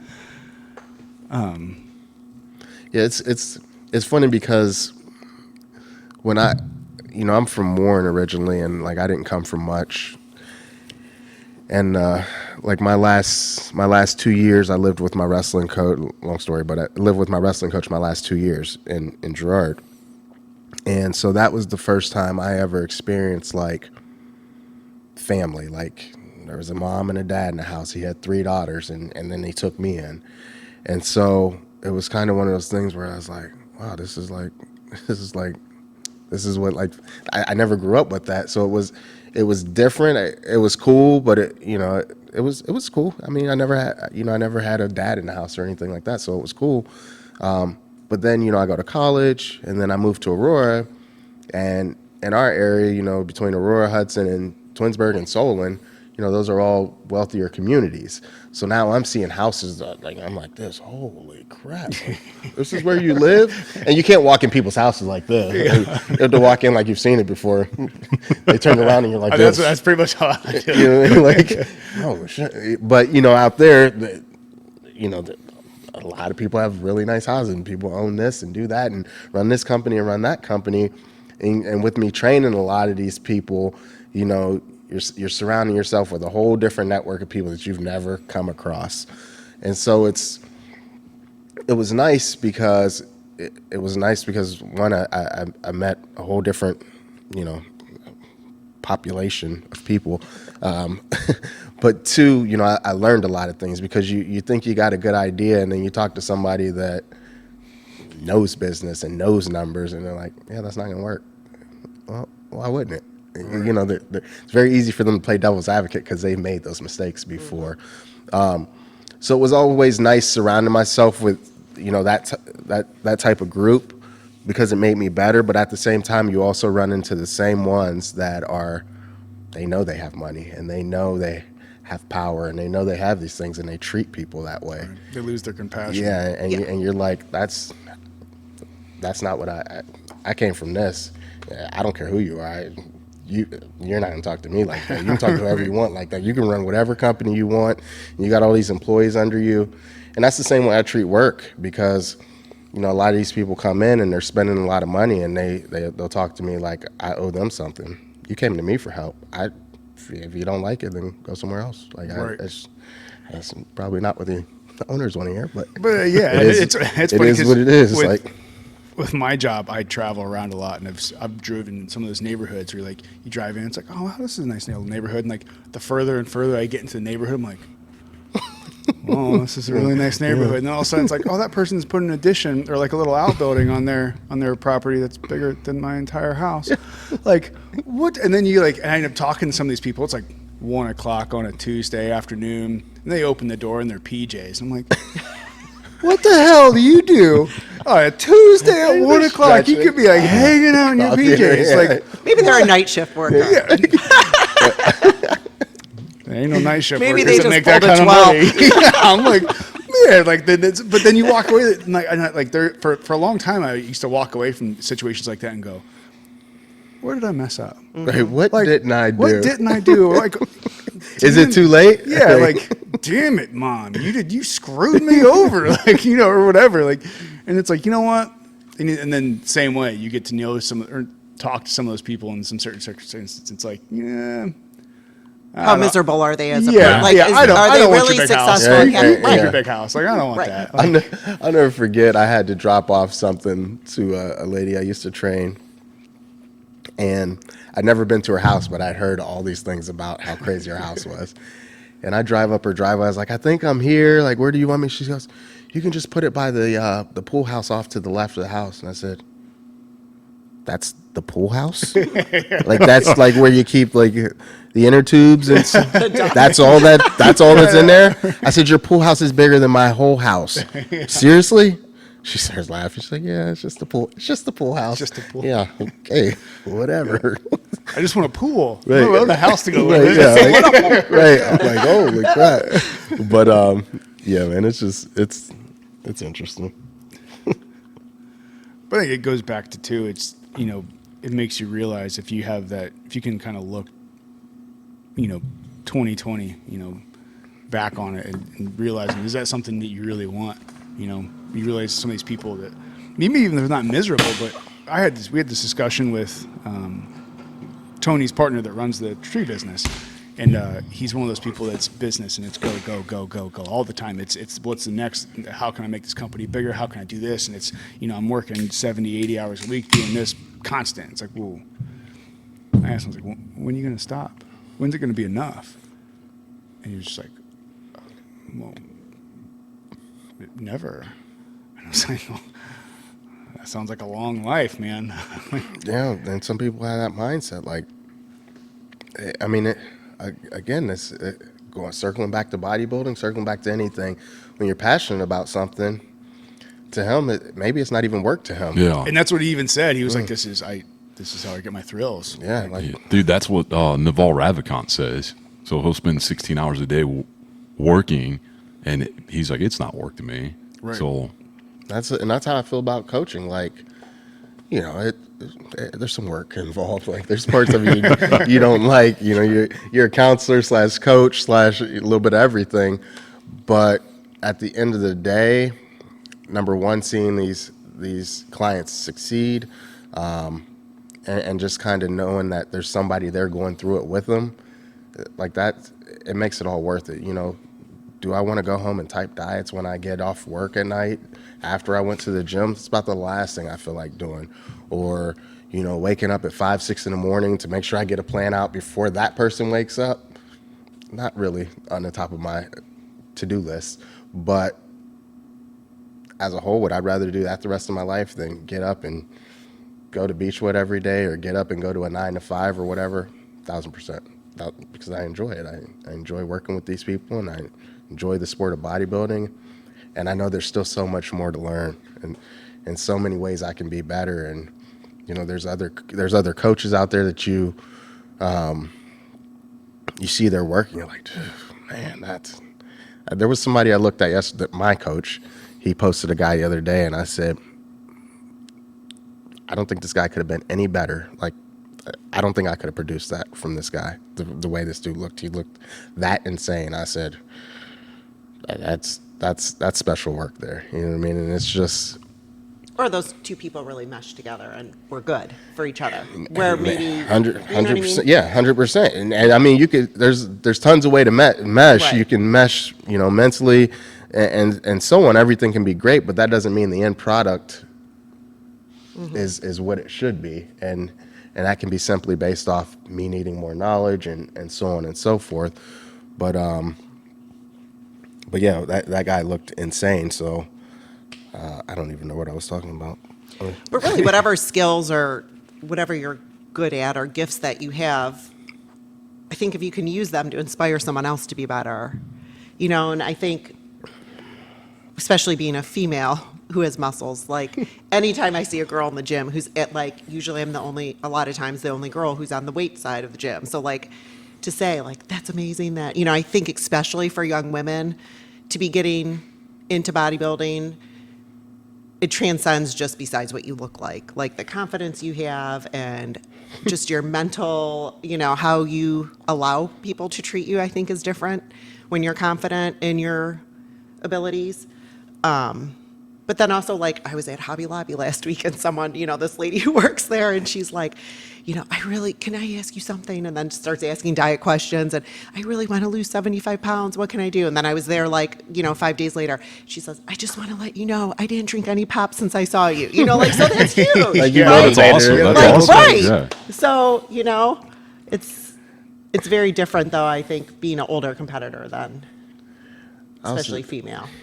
So here's a question for Gary. Okay, Gary, what's it like to walk down the street with Lisa Arnold in public around people that don't bodybuild? Because it's an oddity. I think it's just an odd thing. That's the only reason.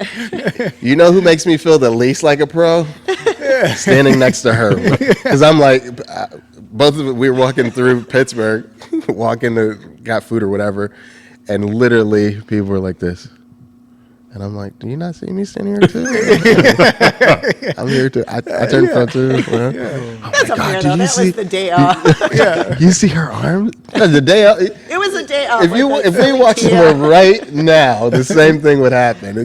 It's crazy. I think it's just because it's an oddity. I always say it's like, but she's humble. like a circus She's humble. person. She's But humble it is. about it. Like, I don't know what you're Because talking it's about. very common to see muscles on a guy, but it's not as common for a girl. So I think when people say things or they're like, I think it's more like when you see a circus person. Like, it's just different. You know what I mean? Like It's a not circus person. like, it's just a different, it's odd. It's just because it's odd. It's Circus. not for any other. Yeah, I think you could maybe unique is an even better word. Yeah, that's Yeah, probably. it takes the negative connotation away from it, and it goes, "Hey, you worked your ass off for this," and obviously, like you said, you have the ability to inspire people.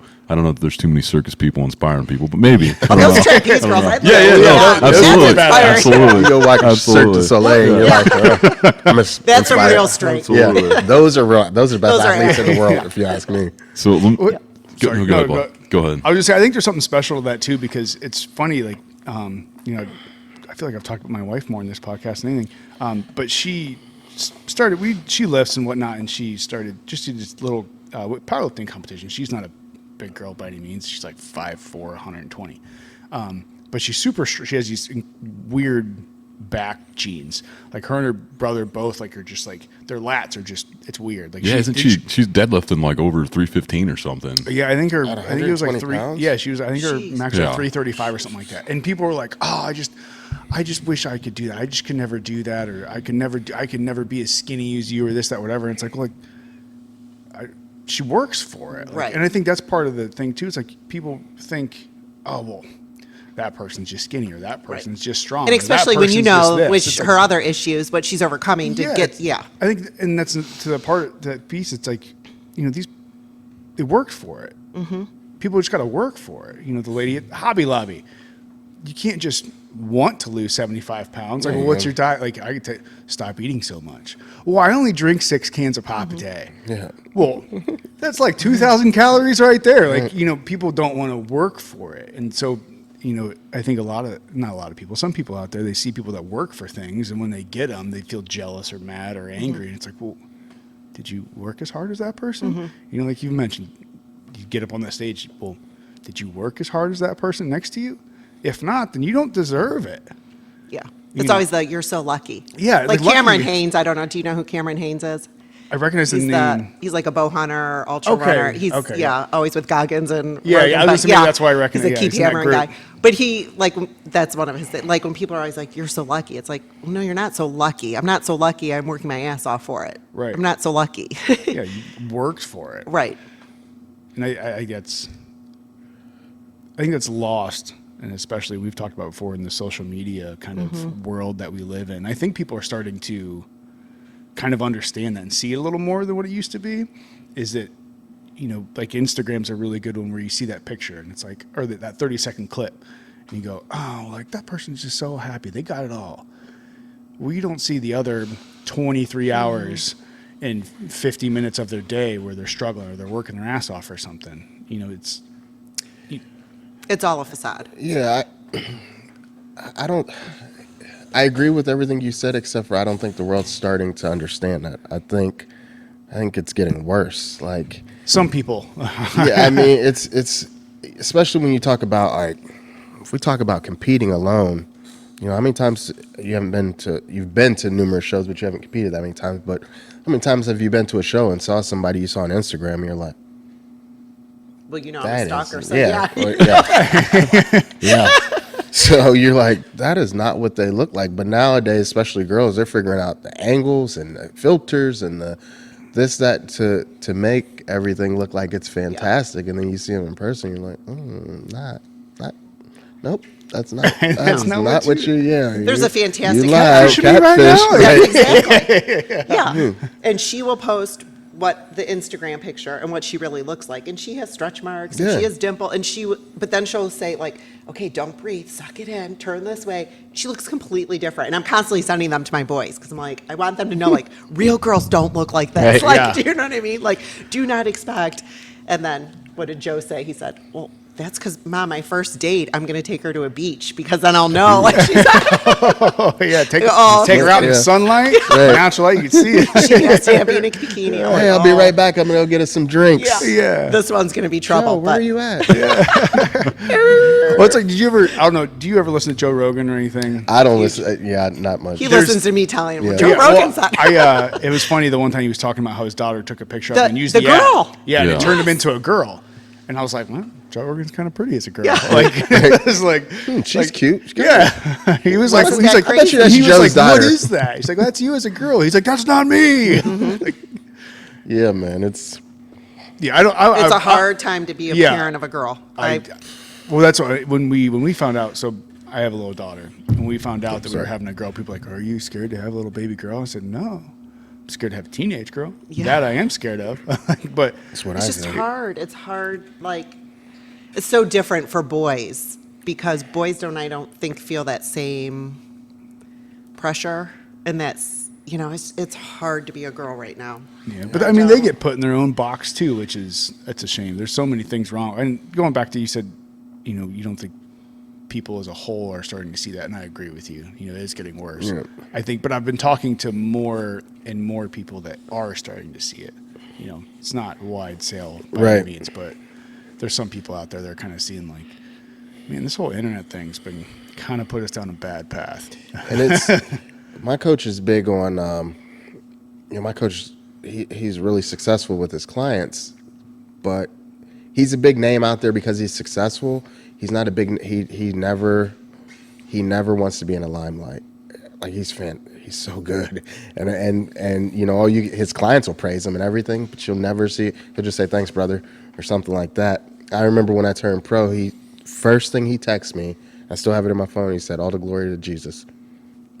I said thanks so much for everything. He said, "All the glory to God," or something along those lines, and that's just the type of person he is. But going back to the internet, when I started competing, things were, Facebook had just came out. There were maybe, I went to school at Kent. There were maybe 4 or 5 of us that competed at the time, where people were rolling out of bed and they're like, I think I'm gonna get on stage this weekend. Okay, good luck. But now one of the big things I preach to my clients all the time, some don't listen, however, is stay off the internet, stop researching, because all you're going to do is get in your head. And like I said, the example I used earlier, I said, you'll know when you line up that person you've been following and obsessing about and worried about, and I think they're my height, I think they're my age, I think they're going to be in my class, and you line up and you see that person, I'm going to whoop it. Like, she sends me pics after pic after pic. Look at this girl. She looks terrible. What are you talking about? Well, look at her back. And look at your back. Like, as humans, it's very easy for us to find the flaws and compare ourselves to other people and so on. So we all know collectively, we all know what our flaws are. You look in the mirror every day. First thing you look at is that trouble area. Yeah. What do I got to fix today? Damn it. That's your good coach theory, though. Like you said, you have to have Right. someone who's objective and Yeah, is able to and- go, Yeah, your stop doing back it. looks Right. fantastic. Yeah. Like, let's focus Or on the being honest and positive. just being Yeah, like, yeah, yeah, stop, you're being absolutely, ridiculous. You're being a absolutely. psycho. Stop. Right. Yeah. and that's Or that. shouldn't skip that meal. Yeah, hey, you think she skipped it? And that's where I lose some of my clients because I'm too blunt, like I'm too straightforward. Or I get people that come to me and they're like, I'm nervous. I heard you're really blunt and like you're gonna give it to me, so just tell me what you think. Oh, you got a lot of work to do. You're weak here, but hey, you got really good calves. Oh, thanks. Like, but that's what they need to hear because when you get on stage, those judges aren't gonna be nice. Yeah. Right. Well, because you don't want to be embarrassed. Yeah, And I mean, yeah. you don't, you still want to bring your best. Yeah, you want exactly. But if you're going to somebody for help, I mean, if Utilize you got to it. be ready for Yeah, it. you got to be ready for whatever comes, and I'm not, I'm not here to be, sometimes there's a sympathetic side. I mean, you have to, for example, one of my guys that competed here at the same show as her, if you know him, you know that he eats, breathes, sleeps bodybuilding. That's all he thinks about. At his end of the day, what do you do for a living? If he could say I'm a bodybuilder, he would say I'm a bodybuilder. Instead, he says I bake brownies. So, which he does a good job at. But it's a whole nother story. But he lives and breathes bodybuilding. And, he got off the stage in the span of, I want to say, I forget what it was. I think it was 17 days. We went from 196 down to 176. Like he made the weight. He didn't complain. Cardio 3 times a day. Did he stop eating brownies? Sauna. No, he was. I mean, there was 2 weight classes, and we did the first show, and he did all right at the first show, but we knew he needed to bring his best at the national level. We knew he needed to go down a weight class, and in that 17 days or whatever it was, he lost 20 pounds. And he did everything I told him to do. Hey, cardio 3 hours a day, morning, afternoon. Cool, I'll go do it. Doesn't complain. My legs are dead, but I'll get it done. Hey, go sit in that sauna. Okay, I'll go do it. And he did it all. And the point I'm making is, as a coach, you have to know when to push the gas and when to back off. And so, he got off the stage. He got beat. He got beat pretty good. Again, whether I thought he should or whether he thought he should or anybody for that matter is neither here nor there. But he got beat. And so what do you say to somebody after that? Like, hey, man, you look great. Oh, dude, it looks like I got like 10th place. Like, that's not looking great. So my approach is I give them their space. Like, they'll come to me. They'll come find me. They always do. They want to know feedback or what I saw or whatever. And instead of being sympathetic and saying, hey, we'll get the next one, I immediately attack what I saw. Hey, the guy standing next to you, his legs were better. Hey, the guy, he was leaner. Hey, we got to be this, we got to be that. Because when you put that perspective in their head, that, hey, I didn't get ripped off. Like, my coach even saw these flaws. Because you can look great. She looks great sitting here. And if she was competition ready, she's going to look great standing there. But then you put her next to somebody else and you're like, oh, well, she looks really good. But that lady looks really good. Yeah. So, when I attack this, I have to come from a coaching perspective and let them know what their flaws were. And then circle back and with the positive stuff. Hey, we got 10 days to be better. Let's back to work. Let's even from her, she won an overall. Cool, you won an overall at a local show. But hey, the judges said this, and this. So we need to attack this. You messed this up on posing. You did this. We got this. We got 2 weeks to get better. Now let's get motivated. Let's, in his case, let's take some years off and get bigger. So it's just, there's a whole, and that's across the board for any sport. That's not, everybody has their own philosophy. I'm just not the type that, I'm not going to really sugarcoat it. I'm not going to, you got to keep people motivated. You can't, 6 weeks out, you can't have them mentally defeated. They're already mentally defeating themselves. They don't need you to do it too. But at the same time, you have to keep them. You have to keep things realistic. Hey, we're behind. Hey, so and so. I'm going to come and watch you train. I'm going to come and watch you do cardio because you're missing something. Right. Dude, the food's perfect. Here, the food's great. Like, I'm doing everything perfect.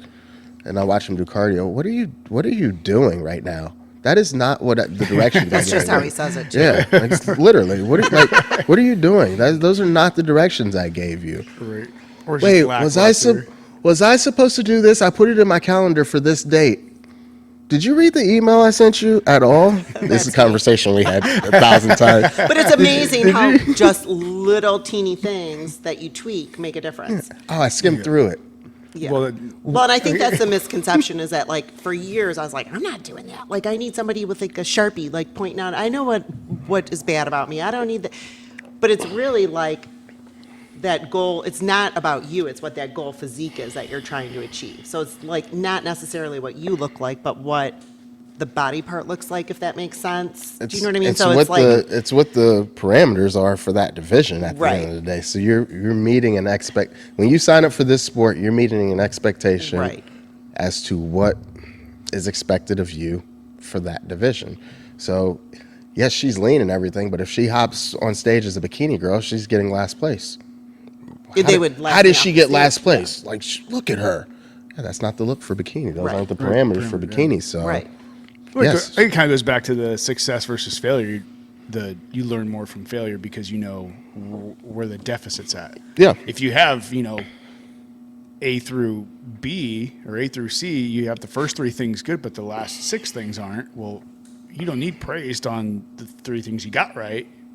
Figure out what's wrong, Exactly. and figure out how to fix that, and make it better. And it's funny you said because you'll see this at shows. Remember I told you guys there's regionals, nationals, pro. You'll see guys get beat at regionals, and when I say beat, I'm talking. Well, I guess the worst you can do is second to go to nationals, but let's just say theoretically it was top 5 like it used to be. You'll see a guy get third at a local show, and you'd be like, or even 5th. How the hell did he get 5th? Like he killed everybody here. And what they'll say is, like, let's just say, we'll use Tony as an example, okay? So let's just say Tony did men's physique. Tony and I are relatively close in height, okay? Let's say we were in the same class. He's bigger than me, okay? And they'll say, Tony gets 5th place, I get 1st place. How the heck did Tony get 5th place? Like, he's way bigger than all those guys. Yeah, cool. You were at a local show. He was the biggest physique guy, but he was also bigger than all the bodybuilders. He was that day. He was the best bodybuilder there. Right. He entered the wrong division, and so they're judging based on what's there. Then he turns around and goes to nationals, where everybody's his size in men's physique, and now he gets 1st place and he turns pro. And I'm sitting at home like, I was too small at nationals, and now I got to compete at nationals next year. I just beat that dude last week. He turned pro. So that's where it's kind of messed up. That's an interesting twist. I never realized that it could be so different between those levels. Oh, absolutely. So like the example I'll give is a lot of times I'll say it's like, it's unfortunate, but it's like penalizing LeBron James for being the best. It'd be like he's ready for the pros. He was ready for the NBA when he was in high school. It's like benching him because he's too good. Like, hey, sorry, we can't start you today. You're in a different league. We'll have to wait till you get to the pros, then we'll let you play. Like, it doesn't make sense. Like, that's one thing about bodybuilding. I wish it was consistent across the board. But a lot of times they have to judge based on they still stick to the parameters of what they're looking for, but they have to judge based on who's there. The field there. Yeah. I guess I didn't realize it was quite that different. I knew there's some different classes and things. And so is there, I guess the basic parameters for that, is there a weight limit, or is it, because it sounds like you could have 5 dudes or, 5 gals in a class at a certain weight in one state or one regional, and then a completely the exact same class, but they would all be, 30 pounds difference.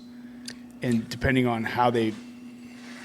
For men, it's a little different than women. Right. So it just depends on what category you're competing in. So, everyone's most familiar with the actual division of bodybuilding, just because it dates so far back. So when you think bodybuilding, you think, well, there's weight classes. Like, you're not going to put, if I was a bodybuilder, you're not going to put me next to Jay Cutler. Like, it makes no sense. He's 260 pounds or 190 pounds. Like, I could have a fantastic physique, but standing next to him, I'm nobody. So in bodybuilding, it's broken down by weight classes. And most of the girls' divisions outside of bodybuilding, it's broken down into height classes. So class A is that makes sense. 5 foot and below. Class B is 5 foot and a quarter to 5'2", and so on. And they expand based on height. Now, within that height class, if Tony and I were the same height, I could be 190 pounds, he could be 230 pounds. At 230 pounds at 5'8", you're a monster. Mm-hmm. You probably should have been in bodybuilding. So that makes sense. Again, the height that makes a lot more sense to me, because obviously height and body weight, and your the way you're structured and your muscle density, all those things, that makes a lot more sense. Now, when you get to the pro level, it's every man for himself. So some of those people are monsters. Right. So like the men's physique, Olympia champ. I don't know for a fact, but I bet you he's, he got to be about 6'3", 6'4". He gotta be between 215 and 225 lean. Like, that's stage weight. Right. I'm 190 right now, not dieted down. I got on stage at 167. Like, standing next to him, like, well, there's a size difference there. You know what I mean? Yeah. But it's everybody versus everybody. So when you turn pro, a lot of times guys and girls will want to jump into the fire. Like, I turned pro, I'm ready to compete. I'm going to go to the New York Pro and see how I stack against the best in the world. Not very good. Yeah. Exactly. And you read through the results, you'll see your name down here. Yeah. Okay? Unless you're a freak. Okay. There's some exceptions to the rule, but for the most part, you jump into the fire, you're going to get burned. And so for me, I took a whole year off, now a year and a couple months now, because I knew I don't like losing. Like, I'm not there to, even the best version of myself is not good enough to beat these guys. So I know that I probably need to get on stage in the 180s to look like I'm floating around. The way my frame is set up, I'll look like I'm probably 200 pounds if I'm like $180. Do you have anything in your sights as far as? No, I'll know when I'm ready. But you're going to? Oh yeah, I'm gonna get on stage again. Not until I'm ready. So it just, the clock's ticking a little bit, because even when I turned pro, the kid that beat me was 22, and you're like, big difference between 22 and I'm approaching masters now, and so like she turned pro in the masters division. When you turn pro in masters, masters is 35 and above. Okay? So when you turn pro in masters, there's masters pro shows, but there's not that many of them per year. But you can also compete in the open. So she can do the open in women's physique versus 20-year-olds, 30-year-olds, 40, whoever shows up that day in the open. And it is what it is at the end of the day. You can be the 40-year-old that whoops everybody, or you can be the 40-year-old that shows up and, they just have more muscle and so on based on age and whatever it is. So, that's kind of how the pro level works and how everything's broken down. I don't know how some of those 22-year-olds and stuff are doing that. Like, how did you get to that? Like, well, genetics has something to do with it, but there's also supplements. Yeah, it's like, man, like you had to start out when, like, because I played football when I was in high school, and I remember I was trying to gain weight because I was a fairly skinny kid in high school, and I remember like I was trying to just get huge and eating double-decker peanut butter sandwiches all day long, and when I was like 19, I was like 185, and it's like you see some of these kids are like 20, like, dude, you you look like Arnold when he was 30. Like, what the heck is going on? Like, I wonder how good that is for, because they say what longevity. Yeah, and just your body frame and whatnot. But it always kind of blows my mind. I'm like, dude, man, look at her. Man, look at him. And it's like, oh, they're 20. Like, there are genetically, though, some people who are just predisposed to having. Yeah, but still, they had to put a lot of mass. work into it. Yeah. Even at that age, like, man, at that age, I didn't want to do anything. Well, speaking of wrestling, I mean, that's my son who wrestles is a heavyweight, so he's 250 and above. But there's some kids that are, I mean, even in 8th grade, like, they're ripped, and it's just. I think it's the milk. Genetic These days. They're not. Literally, like, I don't understand how these kids are so much. I'm like, it's crazy. my nephew's like, I don't know, he's like 6'1" maybe, about 220-ish. Not one person in my family, especially the guys, not one person in my family is that size. Like, and he didn't play not one sport, nothing. Gets up and goes on walks every day, and I'm like, why didn't I get that size? I'm over here. I graduated 140 pounds. I'm like, dude, you're not even finished with high school yet. You're 220 and doing absolutely nothing with it as far as, and that's fine. He doesn't have to, but I'm jealous. I'm like, what happened? Like, what is in the water these days? Right. Like, Well, what? I used to work with this guy, Julian. It cracked me up. I went to his house for his barbecue one time. And I knew he had a couple kids in their teens and a couple younger kids. So I'm, like, hey, how's it going? He's like, oh, yeah. He's like, meet my son. And he said his name, and he was like, I was like, wait, I thought he was like 13. He's like, yeah, he just turned 14.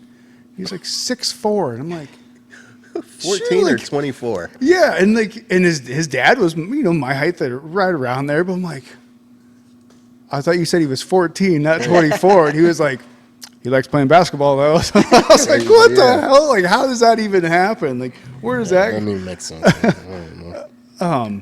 So are you getting back on stage soon? Do you have anything in your sights?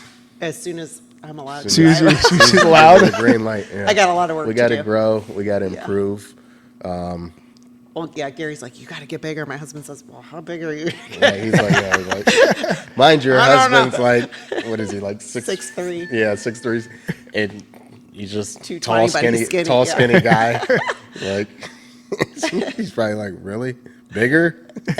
So, I mean, everything comes down to timing. Like I said, especially at this level, you don't want to set anybody up for failure.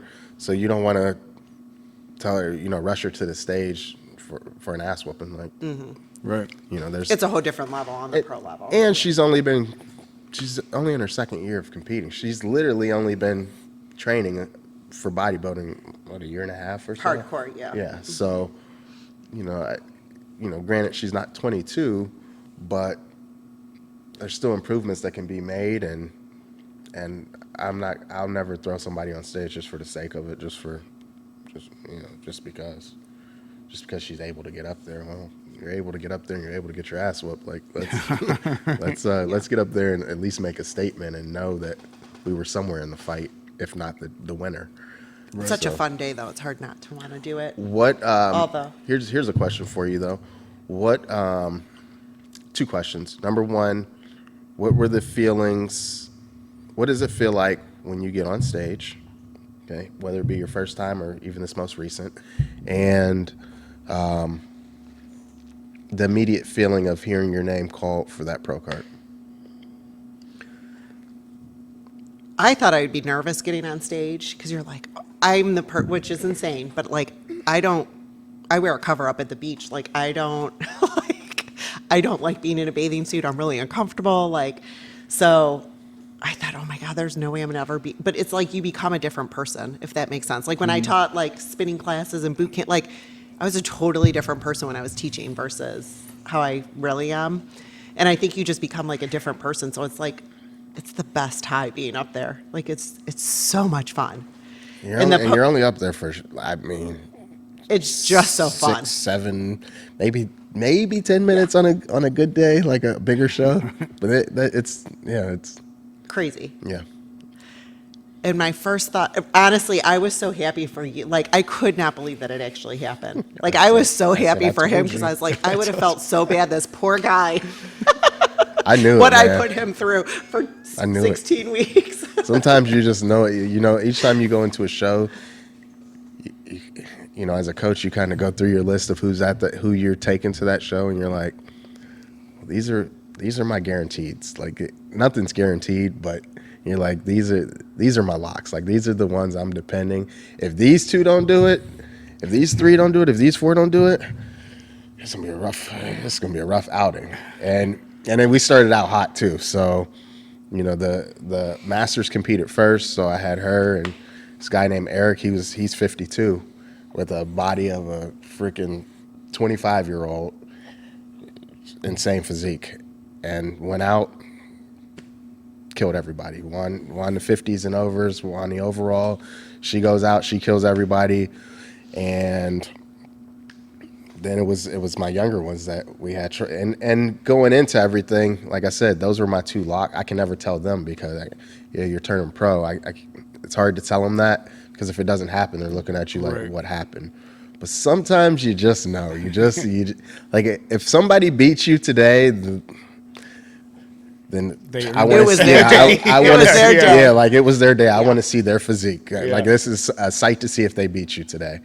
But sometimes you just know. And I was like, no 50-year-old looks like Eric. Like I want to see the 50-year-old that looks like that man. Not happening. And it wasn't even he looked better at the first show we did. It wasn't even not on his best day. He still whooped everybody. And the same thing with her. I was like, yeah, we know what your weaknesses are.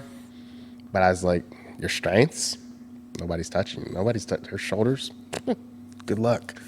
I was sad my boys weren't there because they've come to sat through 5,000 bikini competitors. Right. Like they couldn't be there, so that was kind of like it's so fun because they like to bodybuild too. So it's like they're the ones who talked me into doing it finally after going to all these shows, and they're like, "Mom, come on, you could do this. You could do this. It'd that's be so awesome. cool." That's actually one of the cooler. That's a good point you bring up because that's one of the cooler parts about bodybuilding is, you know, you're supporting cast. So bodybuilding is a voyage, it's an adventure, it's a long drawn out one. And, you know, of course you go through it, but the people around you go through it too. Oh, yeah. They have to watch you eat the same food every day. You're constantly at the gym. You know, as a bodybuilder, you have to be selfish to an extent. You have to see you turn down different things. Although one of the things you said like years ago before I even competed is you were prepping, and I remember you saying, I already know what you're about to say.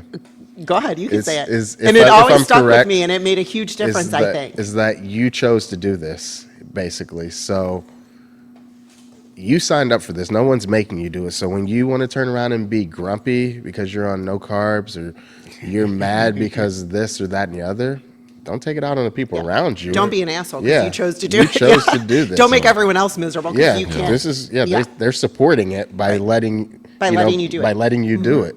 So you're supporting cast. You need them because when you get to a show, and when I turned pro, like she came all the way to Pittsburgh, and she had no reason to drive out there. She drove to Pittsburgh. I probably had like 8 of my closest friends there, and that meant way more to me than turning pro. Like getting on that stage. And they had never even been to bodybuilding shows. They're like, seriously? And it took forever. And they're like, we sat through all this stuff and you're up on stage for 2 seconds? I was like, I appreciate you guys coming. Right. Like it was so fun to me Right. because they all came out And you and hear 'em supported. cheering, Yeah. yeah. And so, in her case where she has 5 boys and they're very much ingrained, they're probably more obsessive about bodybuilding than I am.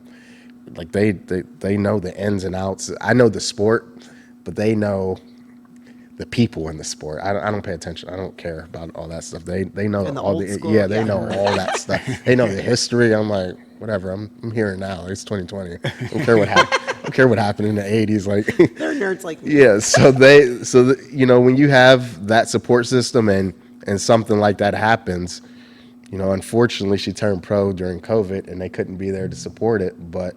I was taking that card anyways. I was But like, yeah, We'll save it to But- next time. But we have to say, this is the biggest thing that I was not expecting, is how bad you smell that day. yes. Nobody ever tells you that. In my first show, Gary's like, no, you can't wear deodorant. Yeah, you can't. No. So everybody looks real cute. All Yeah. those cute little bikini girls that butts are as big as this microphone. everyone smells so And bad. they pack you in a room about as big as this. Everybody's pumping up, and you're like, oh, you smell spray tan and must. You're Oh, like, yeah. Because you've gotten spray She's tan the cute. night before, so you haven't showered since the night before. she's cute, but she smells awful. Ugh. You're I like, mean, my boys were like, "Oh my god!" right, yeah. It's. I mean, there's can't so sit many next to things. There's so many things people don't understand about the sport. They just see what they see on Instagram or whatever. But Yeah, so that cute girl on Instagram, she smells like Yeah. terrible. Well, that's what you kind of touched on the process of going through and having your people around you like during that, because I can only imagine, like, you talk about the dieting and being cranky, and but another, I know a female that competed as well, and and you mentioned kind of earlier with Instagram and social media and younger females and seeing all those things, how is it affecting, like, because when you get on stage, it's obviously your peak to where you're at. You're in the best shape that more like you've ever been in, or at least you're relatively right there. And then, but you can't. A lot of people don't. Yeah, a lot of people don't realize that. They see these people on Instagram and these pictures, this whatever. Like, they don't walk around like that. And like, I always can't say walk that to around like people. that. I'm like, those people literally look like that for 4 hours. Yeah. Right. Literally, like, because the second you start drinking and you eat, like, you look completely different, and it's hard mentally. Right, and that was where my question It was is hard. going, is how do you deal with that? Because I've been to the spot where, like I said before, where like I felt like I was in really good shape, and then like as soon as you look in the mirror one day and you're like, man, I'm out of shape. Everyone else looks at you and goes, I mean, that person's in really good shape, but you look at yourself and go, Right. so how do you deal with that coming from off the stage post? It's hard. I'm not gonna lie, it's hard. In one way, like, it's like the few weeks leading up to it, like, for me, I don't like being that veiny and hard, and so but then when you start to lose it and you look normal, like, now I feel like I just look like a normal person. It's hard because you're like mental. It's hard. It's hard. Gary can probably attest to it more than I can, but I think a lot of it, especially that's aimed at female bodybuilders, is, oh my God, they're so gross. You look like a man. First of all, like, those women are so tiny. Like, the actual day of is Right. like, it's even like the Miss Olympias. Like, you don't realize how tiny they are in real life, Right. because they look so massive Well, in I mean, pictures. those people that are saying that their opinion doesn't count anyway. Which it doesn't. I mean, and I always go by Yeah, like- there's a saying that says you could be the juiciest peach, like the most beautiful, juiciest peach in the whole world, and somebody's still going to say, I hate peaches. Like, Yeah, exactly. Who gives a shit what somebody else thinks? It doesn't matter. Right. But I think there's a lot more like, ew and gross, and you look like a guy, things aimed at females with muscle versus men, which is fine. Well, I think most of those are just fat, lazy dudes who are jealous that they don't have that much muscle and they're not in good shape. It is what it That's is. usually what it is. It's like, And the things that people have said, like, oh my God, I have a list a mile long of funny things. But again, I always say, like, okay, you only literally look like that for a few hours. Like, you don't, yeah, you you can't. just don't. I mean, yeah, I don't know if you heard. in the tweaks that it takes to get to that. Are you asking what were the Yeah, misconceptions? I know you stepped away, and it was Like, how do you mentally. deal with the post of being on stage that's a and great looking question. at your best and feeling your best, and then I made the equivalent, like you feel you're in incredible shape, and then a couple months goes by because you can't walk around like all the time, and even if you look in the mirror and you look at yourself and go, oh man, like I'm so out of shape, even though everyone else would go, man, that person's fucking jacked, like they're in shape, but you're not what you were at that one point. Right. So how do you deal with that post kind of? So, like we've said since the beginning, like bodybuilding just takes a different mindset altogether. So if, you have to turn that switch on to, turn the switch on to be a bodybuilder, that same switch is typically, especially newbies, I warn them especially new females, I warn them at the beginning, hey, even if you get through the prep, that's not the hard part. The hard part's after the prep. It's the off season, Yeah, too. it's being able to cope. It's being able to cope with the look that you have when you're not your best anymore. Because the problem with bodybuilding is your best is what you'll always compare yourself to. Mm-hmm. I still go back and look at pics every week, me from when I competed, and I'm like, Oh, that would be cool to have right now. but I understand, like, it's just not realistic. I think what scares me more than anything is, as I move past this sport, yes, I know how to get myself in shape and so on, but we all know how to get ourselves in shape in some capacity or another. We all know how to be better, but we just don't do it.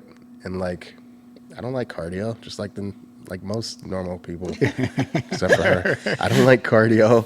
I don't like eating restricted or anything like that. So, as I get older and I decide not to compete and I'm stuck with the postseason body and it's just getting worse and worse, will I turn that switch back on and get back and will I be able to maintain that look?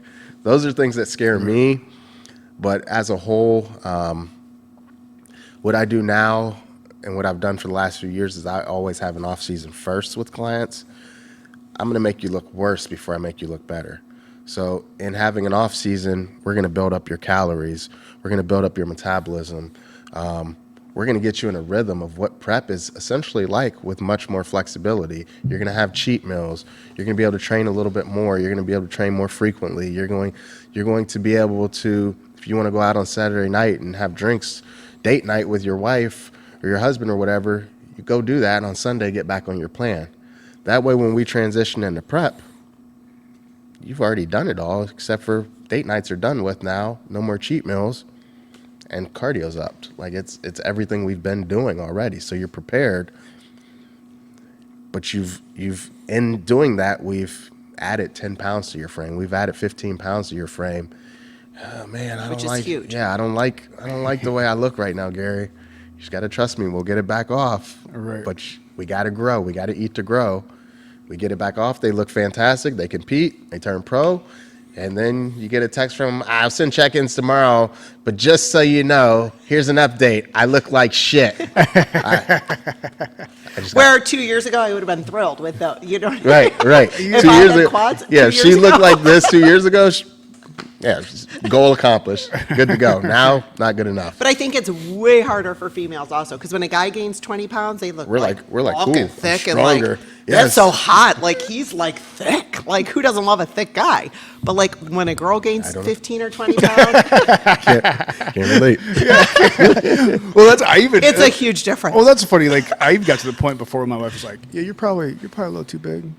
And I'm like, "Yeah, but I want to get bigger." And then it was nice. So I finally got to the point where I felt like I got too big. I was like, I got up to like 250, and I couldn't take a shower without knocking everything over, and like I couldn't tie my shoes without like being out of breath. And I'm like, you know what? You're probably right. Yeah. I think I'm too big. You gotta come to that own conclusion. Though. Bro, I remember when you were like 255 because somewhere around there. you were doing some tree work, and man, I was like 200 and just had a gas tank, and you take like 5 steps and drag a piece of brush, and you're like, Yeah. and then you're like, You're like, we're an hour in. I gotta take my lunch. I gotta get Yeah. these calories, and I'm like, bro, that was like 4th meal already in an hour. Like what? I gotta eat, man. I don't know what you. I gotta eat. I think that's another really good point, is that people don't realize, like, you may look amazing that day on the stage, but you're probably you're unhealthiest nutritionally and otherwise. Well, is and there a you're lot of not dehydration fit. and You're stuff that not goes- fit.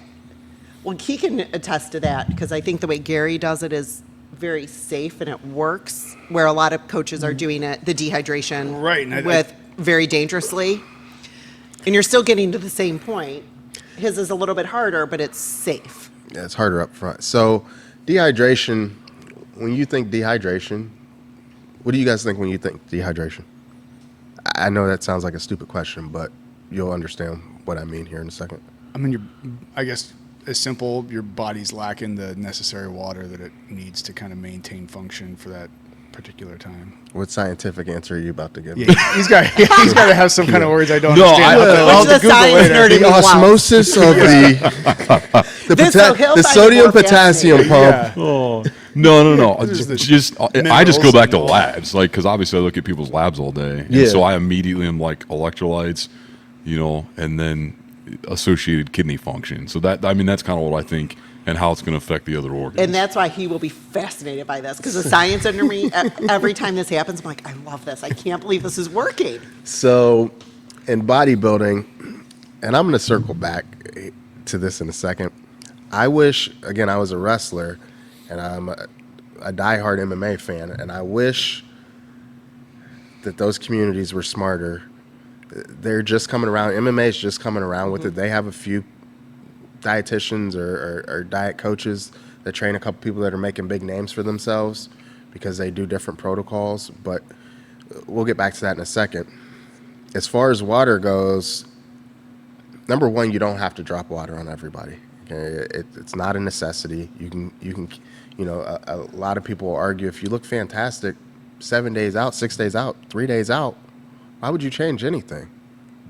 It makes sense, okay? Because you can pull someone's water, and they start holding water because our bodies hold on to nutrients and things that it's lacking. If quote unquote starvation. Yeah, mode or exactly. So you can mess up a physique if the timing's off.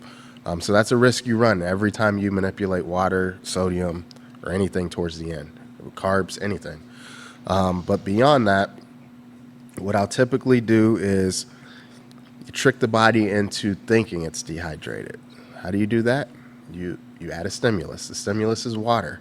You add a bunch of water to this client. So if day in, day out, she's drinking a gallon, okay, hey, we're 6 weeks out, I want you to up your water to 2 gallons. 2 gallons becomes the norm. She's like, oh, yeah, I finished 2 gallons by like 4 o'clock. Yeah, you're still thirsty. I did 2.5 gallons today just because I was thirsty. Cool. Well, as we get closer to that show, now we're, 10 days out. I need you to get 3 gallons down. Oh my God, this is tough. 3 gallons. After about 3-4 days of doing it, 3 gallons, it's not easy, but it's much more possible. Do you just self-cath yourself at that point? Or? That's a whole nother monster. I mean, and with COVID, a lot of bathrooms were closed because the restaurants were closed. I mean, I can go in the places I've peed. Yeah. These were But a boy can have a Gatorade bottle with them. It doesn't work for a girl. Yeah, if you're drinking 3 gallons a day, a Gatorade bottle ain't. Oh yeah, I mean, I've driven down the road, Gatorade bottle. I'm like this. Oh my God, I'm doing so. I remember in college, I slept on I had the 3rd floor in college, and the bathroom was on the 1st floor. And I said, I cannot keep waking up and going back up and down these steps. And not doing that all night. That's cardio in itself. I slept with a gallon jug beside my bed. I'd roll over, pee in it, and go right back to sleep. Shoved a funnel out the window or something. I wake up and it'd be half of the gallon jug would be full. But anyhow, so what I do is I load them up on water. So depending on how much their baseline is, they can get up to 3.5. I've never gone over that.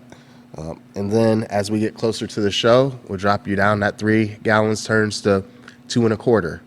You're like, oh, that's easy. I get that down all day. That 2.25 turns to 1.5 gallons. Okay, now then you're like pacing yourself. Yeah, you're looking at me so thirsty. Who thinks 1.5 gallons is like pace worthy? When you're competing, it is.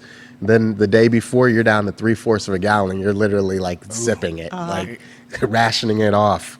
And at 3/4 of a gallon, you got to finish by 7 o'clock or whatever. But your body is just. But your body just starts drying out because it thinks it's dehydrated. 3/4 of a gallon to any normal human being. Right, clinically or more not. than Yeah. I mean, I used to carry around a gallon of water all the time. People would make fun of me and they're like, I don't even know how you drink that much. I'm like, well, this is usually done by 2. Right. It's You know, easy. like when you're sweating, or when I worked outside all day or whatever and sweating, and then you're also doing lifting, and on top of it, it's like, I gotta stay hydrated. But most people, there's some people drink like 2 glasses of water a day. It's like, I don't know how you're still alive. Right. Like that makes me thirsty just thinking about it, like drinking 2 glasses of water a day. And it's kind of the same idea with carbs too. I've loaded people with 1,000, 1,200 carbs in one single day. One single day. Eat. This is what we're eating. Every meal will be straight carbs. No proteins, no nothing else. We're loading up on these carbs and we'll taper them off. And what you do is you fill those muscles with glycogen so they're nice and full. With carbs, there's going to be water retention. So you realize there's going to be water retention on the front end, but as you start to pull those carbs off and as you're manipulating that water, things start to change. And now you're drying out, but you still have that full look. Your skin's super tight on your body because all your muscles are full. Boom, you peak. But that's why it's important for a coach to understand all that and the individual, because 1,200 keep you on carbs track. would put me in the hospital. Yeah. Like I would be, Right. yeah. Right. I think so, the highest we got was 200. yeah, for me. and you just So, have to know. in a Right. day. Yeah. And that was my high. So I think that's. You just have to know what they're capable of, and that's where the off season comes. Again, if I can build you up, if I can build you up to 300 carbs daily, and then I refeed you with 600, 700 carbs, and you take it down, and you're like, man, I feel fantastic. Like my pumps were nuts. Food was pretty easy to get down. You can push the envelope with that person. 700 carbs, they're like, cool, I feel great. Well, let's take it up to 900. And a lot of it's trial and error. That's what any coaching is. But the diuretics, I think, like that's people who don't know. Like that's always the first question when people say, "So did you have to take a lot of like? Were you totally dehydrated? Did you not have water for like a week?" And I'm like, Well, there's some "No." people that do that. They do, and it's really dangerous. And I think that's where it's hopefully coming back around. Right. Well, you made the That's point not at the safe. beginning where you talked about how you could never coach, but you've done this, but you couldn't be a coach. And I've seen people like they do one show and it's like, I'm gonna be a coach. Right. Well, like, whoa, like, You're 100% There's so much right. application, especially when you start, getting into the supplement side of it. I'm not going to dig too deep into this topic, but you'll get clients that are all about sups. You get some that couldn't tell you what a sup is or what it does in your body or anything like that. And even me, there's still so much I don't know. I'm still learning There's a lot so of much things. out there. Yeah, there's so many different things. But you have to know like what the risks are with some of these, especially when it comes to girls. You have to know, and I err on the side of caution. Like I don't care if you want to take that, you take it on your own time. But don't take it when there's obviously dialogue between us where there's diets and supplement plans, and all of a sudden you end up kidney failure or liver failure or whatever. Because that's going to be on you. Yeah, Right. they're gonna be like, I told him not to take that. right. Yeah, But well, you were still the coach. Yeah, but you. And Right. that's the right. And there's even things So that's why you need someone who's knowledgeable. right. Even simply some of the stuff is like creatine and like all those other like they affect people different ways. Like I know people that can't take creatine because it just makes them like sick. They don't feel good on it. Like so it's just like go back to everyone's different. Knowing that's complex. Yeah, it 100% is, and that was kind of what I was talking about as far as everything as it pertains to MMA and wrestling and so on. Like they do things so old school where it's Totally. like, all right, Joe probably still is doing all these dumb things that Well, make he's a big no boy, sense. so we don't have to do that. Well, that's true. But It's good to be big. leading into a wrestling match, well, I'm just not going to eat this whole week. Yep. I'll spit in a cup and I'll get in the sauna. And I Garbage won't drink bags. anything. Yeah, well, I mean, it works, I guess. But if it doesn't work, that was an awful way to fail. Where And these kids end up with rhabdo and all other if kidney. you, and now they they do hydration testing that helps. But if you had started 8 weeks ago and just got your life together, and you could, it's hard telling a high school kid that though. Oh yeah. And They're that's not going to listen to you. no. Anyway. I mean, there are some elite kids. I'll tell you what, she's a hard worker. I've trained some hard working competitors. The hardest work I ever had was a high school kid, hands down. Not anybody in the realm, not even close. And he went on to be a 2-time national champ in wrestling and D1 scholarship, and now he's Wrestlers are a different breed. Yeah, I think he's altogether. I think he's an assistant coach at Duke now. But when you talk about turning the switch on, anytime I think about turning the switch on, that kid his name was Nathan Tomasello. He was unlike any human being I have ever met in my life. One of the first things I said is people motivate you and they don't even know it. I'm sitting there coaching this kid. He was an 8th grader when we started with him, and we took him to a high school tournament in Disney, and he lost. He was in 8th grade. These were all high school kids. He lost. He got whooped, and he was like a 2-time junior high champ, all the accolades, and he went and got whooped at a high school tournament, a national high school tournament. And he cried and he was pissed like it shouldn't have happened. I'm like, dude, you're in 8th grade. No, that didn't matter to him. In 9th grade, turned around, state champ. 10th grade, state champ. 11th grade, state champ. 12th grade, state champ. 4-time state champ. Jeez. And this, anybody that's ever wrestled or rolled or anything, when they say water break, let's go take a water break. Water break? Hey, Josh, come out here. We're going to hit takedowns. He didn't take water breaks. He didn't, just a different mindset. He had like a 4.2, 4.4 GPA.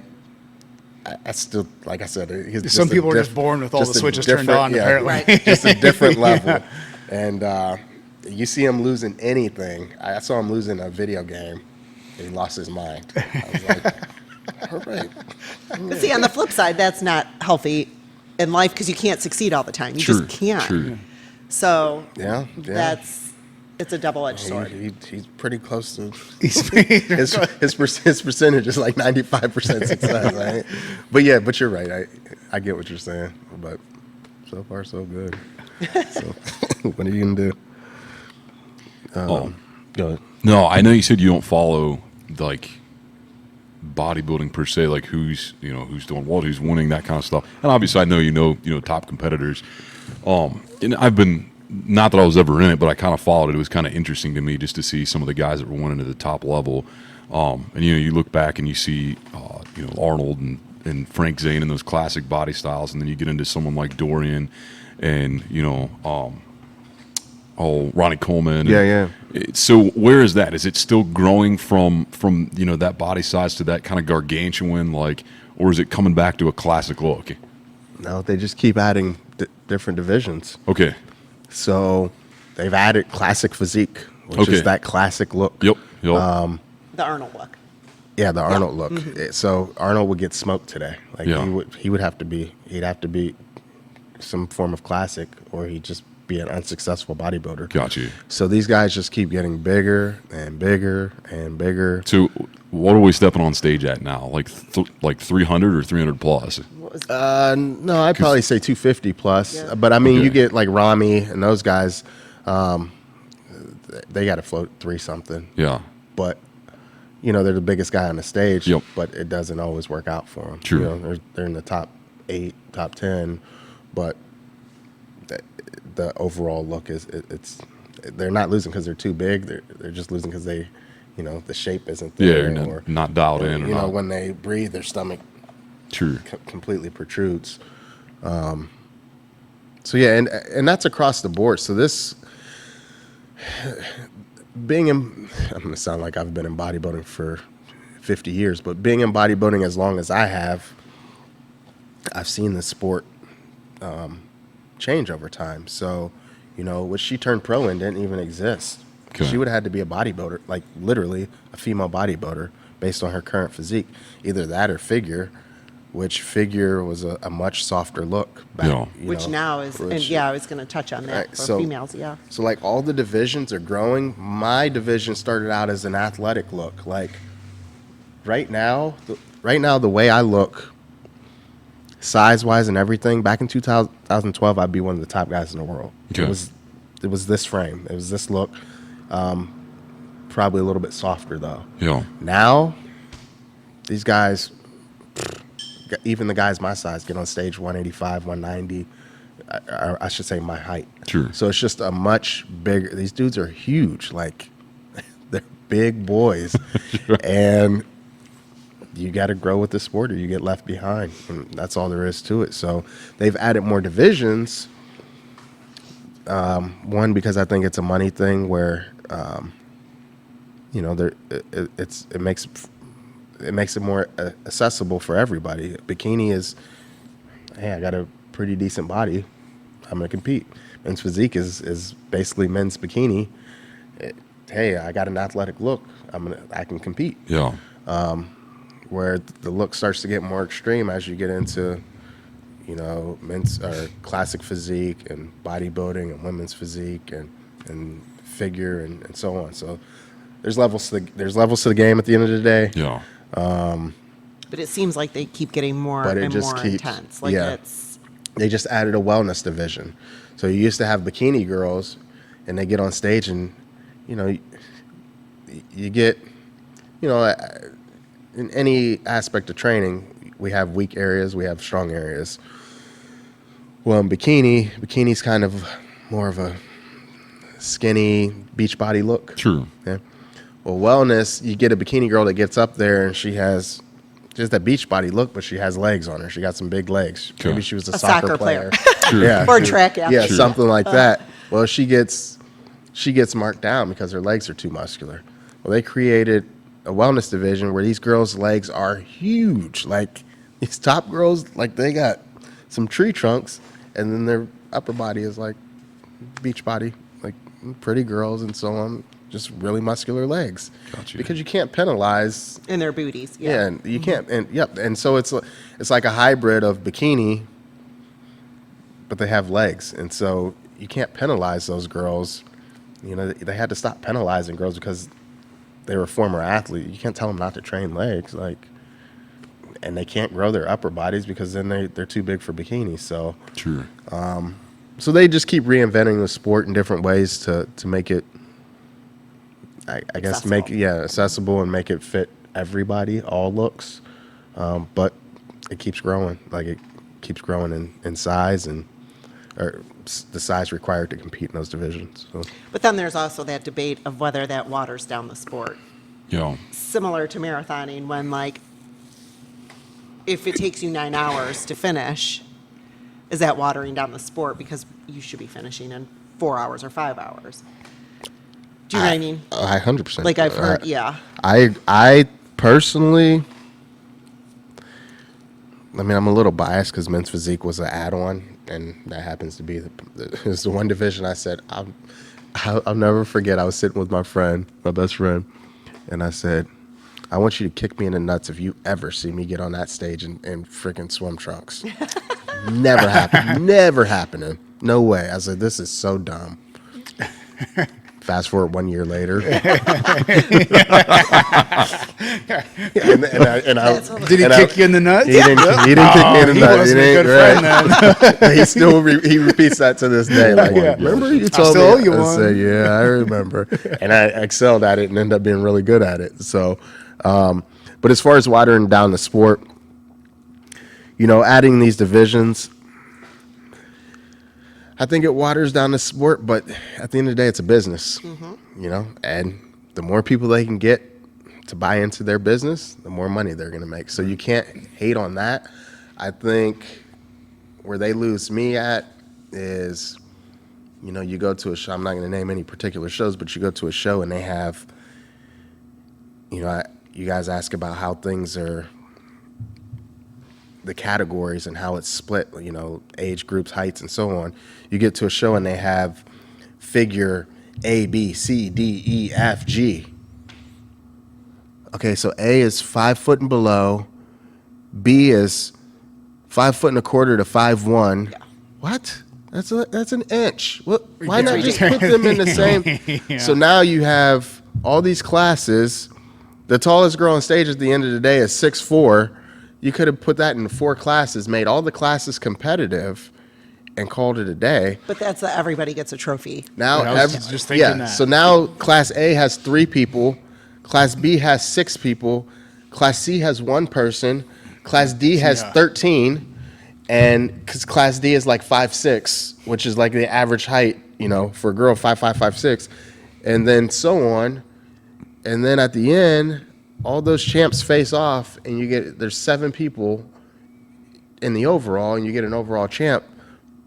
But beyond that, you just sent 14 people to nationals.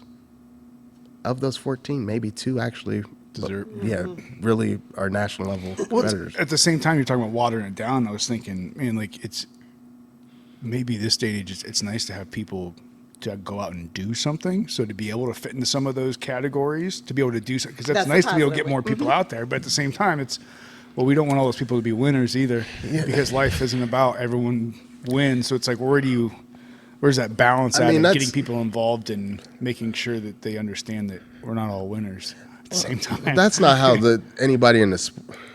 That's a positive spin to put on it, but nobody in this. nobody thinks along the not ethical, that's probably not the word I'm looking for, but nobody thinks along the side of, hey, we're not all winners, or, life isn't about this or life isn't about that. It's, you get on stage and it's your journey, and what you get out of it, you get out of it. But, from a promoter side, they're thinking, how can I get the most people to this show? How can I make the most money, and how can I make this the best experience for them? Right. The best experience is everyone winning, realistically, not what you take away from this moving forward in your life. If you won and you prepped for 16 weeks, that's a success. Like you're riding your high horse out. You know what I mean? So I think, whether it be big trophies, whether it be swords as your trophy, whether it be food backstage, like there's so many little things that these promoters do at shows that make the experience better. I've been to so many shows, and I have ones that stick out in my head, whether it be a cool venue, whether it be how they announce you, whether it be like additional awards, best poser, best this, best that, most promising competitor award. Like they add little things. Best team, they give out team awards now. A team shows up with 20 people. They brought 20 people to the show. They're going to get a trophy for bringing 20 people to that show. So, like I said, I think these promoters find ways to. Because it's just like any other business. They find ways to market their show, get the most people they can in, and go from there. And hopefully they see you again next year. But to your point about the sending all those people to nationals, do you think that has an effect on some of the competitors in a way of like some of the people that kind of really deserve to be there, and then looking back like, really? Like, not that person didn't put the work in and didn't try, but there's still some times where it's like, do you think that kind of puts like a negative light on that, or is that competitor just so excited to be there? It's like, well, I'm obviously going to beat you, so it doesn't really matter anyways how you got here. I'm still focused on like what I'm doing. I don't think as a competitor, I really worry about who else is there, how they got there, why they're there. You go through your check. Like I say, you line up, you go through your checklist. Like, that's one less person to worry about right there. Right. Yeah, he's good. So, I mean, ideally, in a perfect world, let's face it, as a competitor, you want to beat the best to be the best, right? Right. But at the same time, there's still a small part of you, like the path of least resistance, to get that trophy, or your award, I'll take it. So that's not uncommon among uncommon. Yeah, right. I was gonna say, but see, in my mind, I'm like, do you really you went through all that work to beat I was like waiting for you to chime in. I could feel it. But think about that. If you and I'm not gonna say what show, but then I was like, all about it. and, people But think about, well, that's awesome you got first, but I'm like, it's like being the smartest kid. But like you want to win against but when you're on. When you're on a different level, when you're on, here's a great example. She's not a regional level competitor. I'm not a regional level competitor, meaning the local shows, we have no business. We get frowned up on being there. Like before, especially me, before I turned pro, to show up at a regional show, what are you doing here? You just got 7th at nationals. Yeah. Why are you here with this? 3 of the people in your class, this is their first time ever competing. It's rude of you to show off. Why are you taking trophies? It's like the varsity player coming to freshman practice. Exactly. What are you doing here? Yeah. Right. So, to show up to but on the flip side of things, you have to do those shows to qualify. You have to be there. So you choose which show you want to pop up at. People get it. If it's one thing to do a bunch of shows just to do them. But it's another thing because you have to do it. Go get your award, go beat everybody, and then go with the big dogs and find out where you stand. So, circling back to what you were saying, you won it, you won the overall there, or you won the overall here, or whatever, you beat everybody, but it really wasn't. I won it, but I really don't feel when I won Michigan, I was like, everybody was on my nuts. They're like, oh my God, you're turning pro this year. And I'm like, you're winning the overall. I'm like, this is people at the show, my competition. You're gonna win this. Thanks. And you just thanks, man. I don't know you, but thank you. Whatever. I have no business being. It's almost embarrassing. Like I shouldn't be here. I'm just gonna go out and get this award and be done with this. Right. But I had to qualify. So, and then you win and you go back home and everybody congratulates you and you're like, cool, whatever. But when you go to nationals, all these people place top 2 somewhere. So if you go to nationals, and this is kind of more so what I meant when I said the path of least resistance. Yeah, you want to beat the best of the best, but you can only control you can't control who shows up. So if you look at last year's show and you're like, holy crap, it was stacked. And you get to this year and you're like, it's not as stacked. You're not going to say, I don't want that pro card today. Like, Right. I'll wait till next year. When I'm just not going to, or you're not going to say, hey, can you bump me up to C class because C class looks like it has more competition. You're going to be like, actually, more realistically, you're going to say if C class has more competition, you're kind of on the border. You're probably, because if it's height based, you're probably going to be like, I don't think I want to be in B class. You know, like nobody is like, let me get in that C class because there's a chance that you might get beat and you might not get that pro card. You know, so you put in X amount of weeks of training, you want that. You want that pro card at the end. Yeah, I would imagine it's probably kind of like a sliding scale where of Right. Yeah, I want to win. I want to win with some competition, but how much competition do I want to go against to win too? It doesn't knock you're still going to feel good about it, obviously. Yeah. But there's got to be a little sliver of, if you ended up in C class, I don't know what that means, but if you ended up in there, the taller class. You know, like if you won that one, you'd have a little bit more of a high after it. You know, when you go up against, Right. you know, I've been sporting events where you walk in, you're like, oh, jeez, look at these people. Like, this is going to be rough. And then you walk away with that win. You're like, hell yeah. Right. Beat those Yeah. people. Looking, like you didn't think I was going to? Yeah. But that's No, the I didn't beauty. either, Right. Really. But that's the beauty of an overall.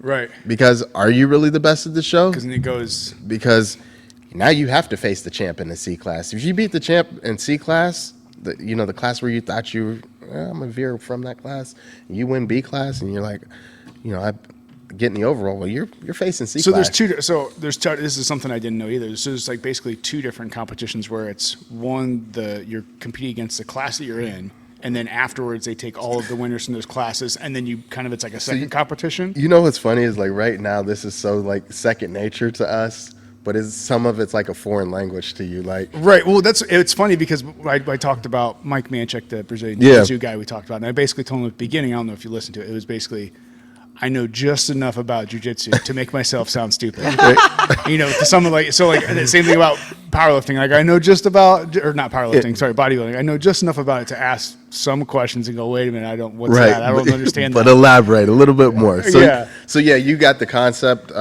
It's broken down into, there's divisions, categories, divisions, category, women's physique, division, 40 and over, class A because I'm 5 foot and below, class B because I'm this height.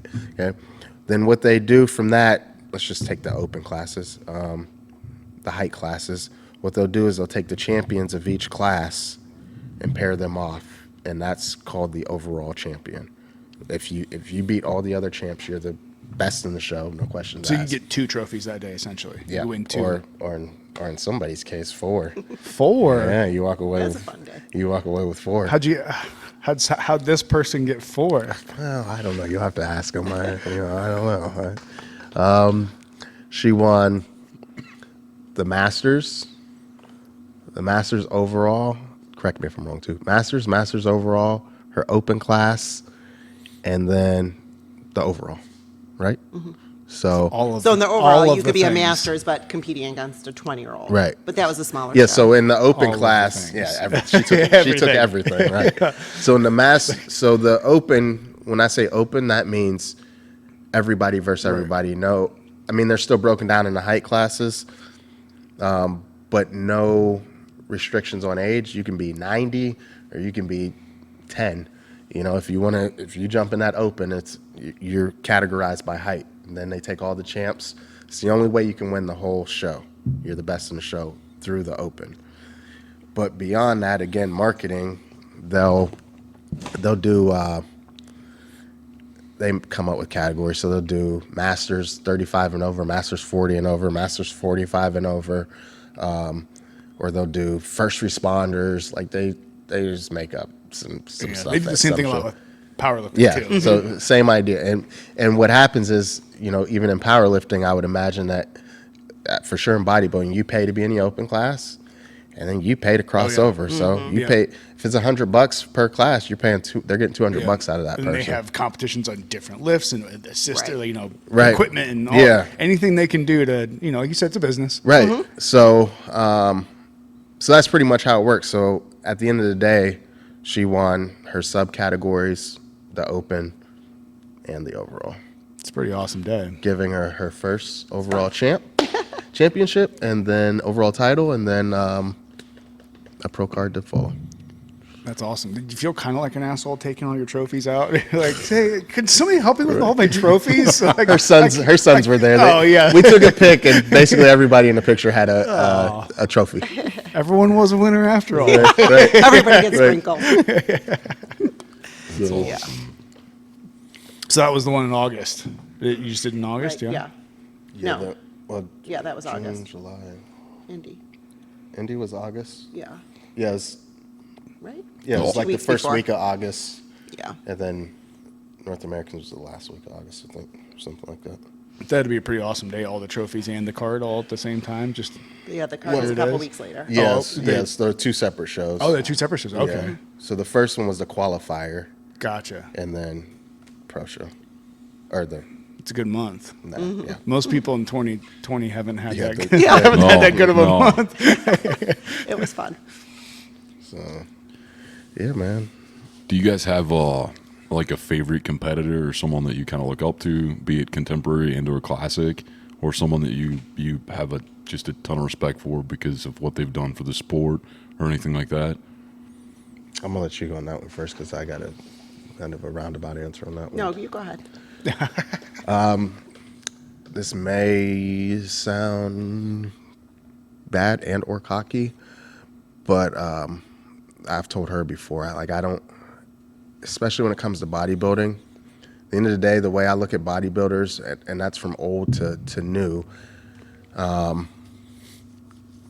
is that we all go to the gym, we all train, we all have an ego to a certain extent, and we get on stage and show off our bodies. We strip down and show off our bodies, and may the best body win.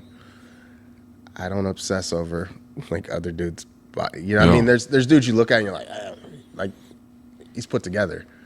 But at the end, I've been like that. I think I was telling you, I've been like that across the board for celebrities Yeah. as a whole.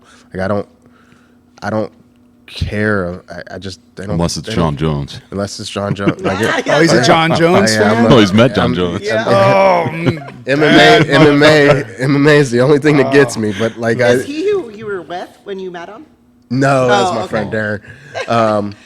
But I love watching that dude fight. MMA is like the only thing that gets me. Is it's other than that. I mean, literally, Kevin Love could walk across the parking lot right now. The garage is up, and hey, there's Kevin Love. You probably wouldn't see him because he'd be short in the trucks. But Right. But I just don't. So even with bodybuilding, like these are all regular dudes to me. Like cool physiques. I mean, there's physiques out Yeah, there that yeah. I admire for sure. Sure. Who's your physique then? You're like that dude's he's dialed in. He's I would putting in the probably time. have to say, physique wise, there's a couple. There's some guys I don't even know their names. yeah. There's one particular dude that I follow who's been doing really well. I really like his physique, but Andre Ferguson probably is probably my favorite physique because he's not that big of a dude. He probably gets on stage. I mean, I bet you he probably walks around. I bet you he's no heavier than 210. I could be wrong, but he might be a little bit shorter than me. But he definitely didn't get on stage any higher than 180s. And but his physique is just so symmetrical and everything flows, and he poses a certain way and people try to mimic it. Doesn't work. It only works for him. So, you know, I guess I respect the sport. I respect what people do. But people all the time, especially my clients, will say, "Did you see what so-and-so posted?" No, I don't even follow them. Like, I don't really care what they're doing. Like, They don't care what I'm doing. Like, and so after I turned pro, one of the things I always told her, like, I'm not going to be one of those people that Mr. Genetics trained IFBB Pro. I don't, to each their own. Whoever does she does it, like, whatever. I don't care. Do you, like, you're proud of it. For me, like, I hashtagged undermined in my subject line, IFBB nobody. I turned pro and Isn't that awesome? I'm still nobody. Like, nobody even knows. No one even cares. Like, it was cool for that week. Congrats, DM, congrats on the pick, blah, blah, blah. A week later, nobody cared. Like, it's whatever. And so that's kind of all these people are nobodies to me. True. Still. We just all compete in the same sport. And until you're Mr. Olympia, you can be beat. Every last one of them can be beat. And so then you can be beat the next year. And even then, and then right. So you get to be the king of the castle for a year, maybe longer if you can defend it. But that's just kind of the outlook I have on it. And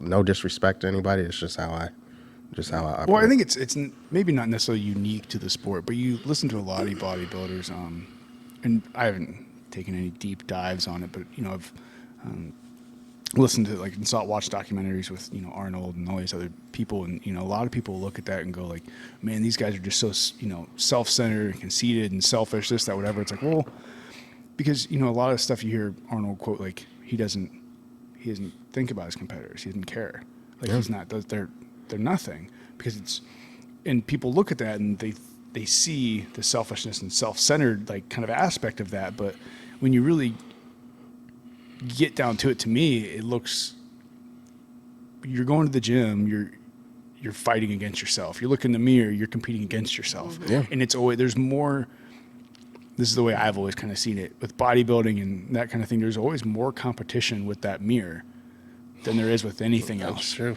Yeah. And not necessarily the mirror, but well, it's how that person with standing, yourself, that person looking right. at you in the mirror.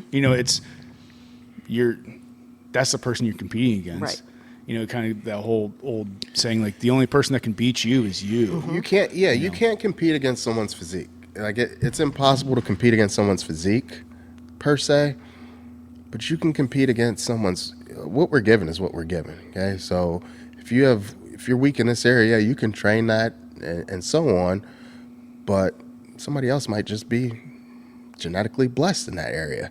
And sometimes all the work in the world is not going to catch that person. Right. They got to do a quarter of the work you're doing in order for you to be equal in the same playing field.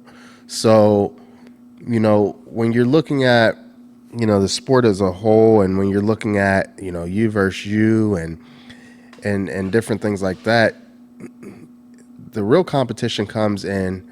The only way for me to truly compete against Tony in bodybuilding is what you were saying, I can be disciplined on my meal plan. I can do everything I'm supposed to do. I can outwork him in the gym. And as long as I've done A, B, and C to the best of my ability, what happens on the stage is what happens on the stage. I can't help that he naturally has a better back than me or whatever the case might be. Because if he's in the gym working his ass off, he's going to improve too. We hopefully we improve year to year. Hopefully my improvements are bigger than his improvements. Maybe it's enough to leap him, but some things you just are out of your hands. So, and I think you have to accept those aren't necessarily flaws or failures. Like my waist will never be tiny, my hips will never be tiny, but that doesn't mean it's something wrong. It's not, just like a bikini girl may never be able to get the size that I have. So I think you also have to realize especially for women, because I think it's a little harder to cross over. There's no possible way, like Gary said before, that I could ever be a bikini competitor. If I lost 30 pounds, I couldn't be a bikini competitor. So I think it's just, you kind of have to accept not what your flaws are, but what you're given and work to improve those or within what you have. Yeah, you got to take what you're given and. Because it's not like another sport where you could work harder to be faster or this or that. Right. You're kind of limited to genetically what you were given. Yeah, there's some things about your body you just can't change. And I've had that discussion again with my wife where she's like, man, I want this.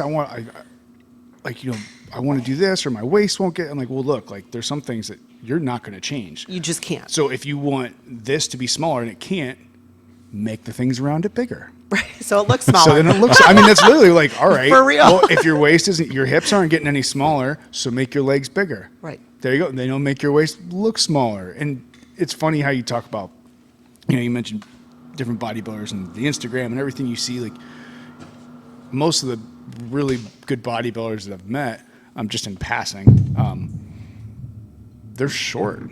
Mm-hmm. But you see them on, a picture. It's like, that man's a monster. Right. And then you meet him in person, you're like, oh.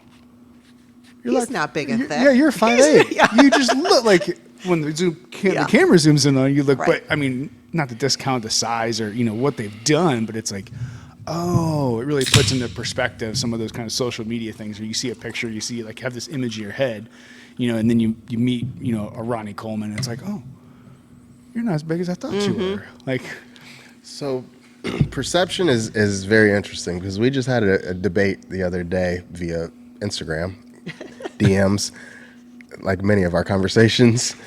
And she was talking about how she just wishes her legs were bigger. Like, she's never once gotten any compliments on her legs in her life. Like, no one ever says anything. I said,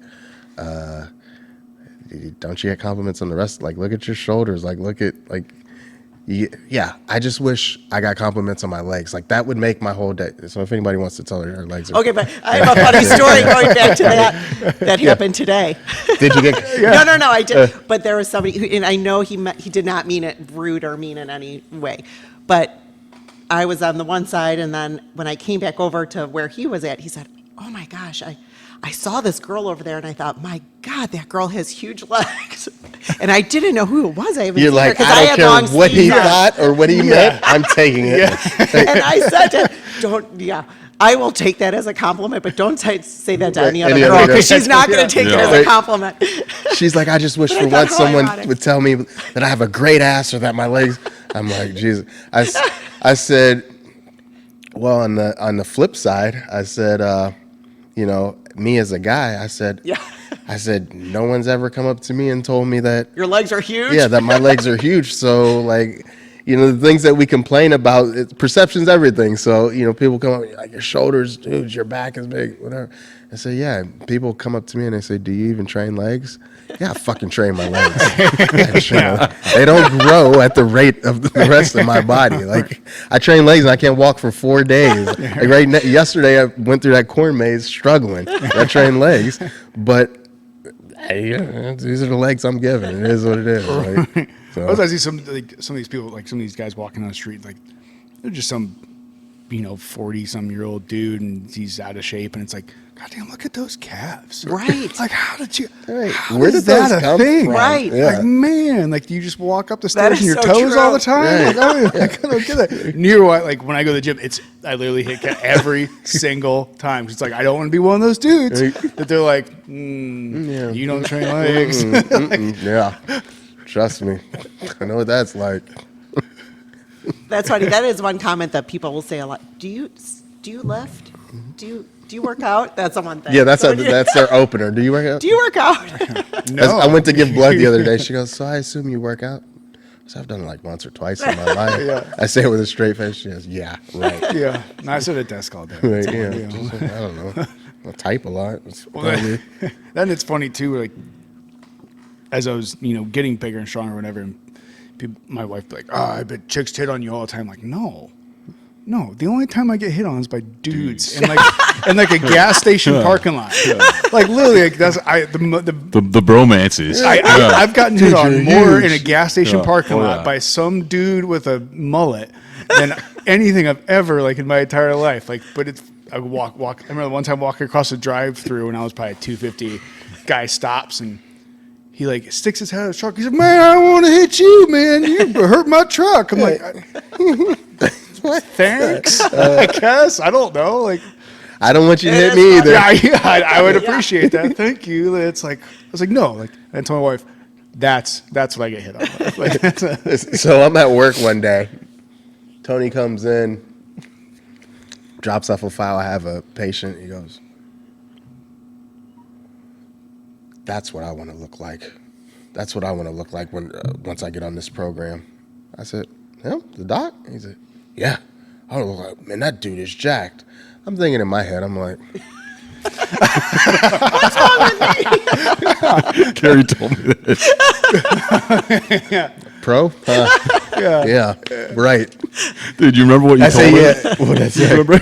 He was like, how does he get like that? You're like, I think he's just a farm boy. Yeah, that's exactly what I said. I said, yeah, he's farm. He That's works out. I awesome. said, he's just a farm boy. Yeah. No, you're never gonna look like Tony. I'm like, really? Like, I'm sitting here like, okay. That's what I mean by like, you turn pro. It doesn't matter. Like, it's There's something to be said for farm boy strength, though, and that kind of like if you're a concrete worker or construction worker, like you can't replicate that. Yeah, but I've also made fun of Tony off and plenty of times. He used to wear shirts that were just maybe one size too small. Just makes it look a little. From pulling XL, bro. I don't know what to tell you. I'm too short to do the double XL. It turns into pajamas. He grew into him. Like, I Cut him remember. off. I remember. I got a friend. They live in Barnesville. When we talk farm, this is nothing compared to. Yeah. So I went down there and I mean, when we talk farm boys, these are straight farm boys and Amish guys. And, they knew I lifted and all these things, and they start baling hay, and they're like, yeah, we bale the hay, then we take the stacks and we throw them up there in the rafters. We take them like this, take these 2 strings, fling it up. Launched it. You want to try one? Yeah, it's freaking hay. It goes like a couple feet above my head.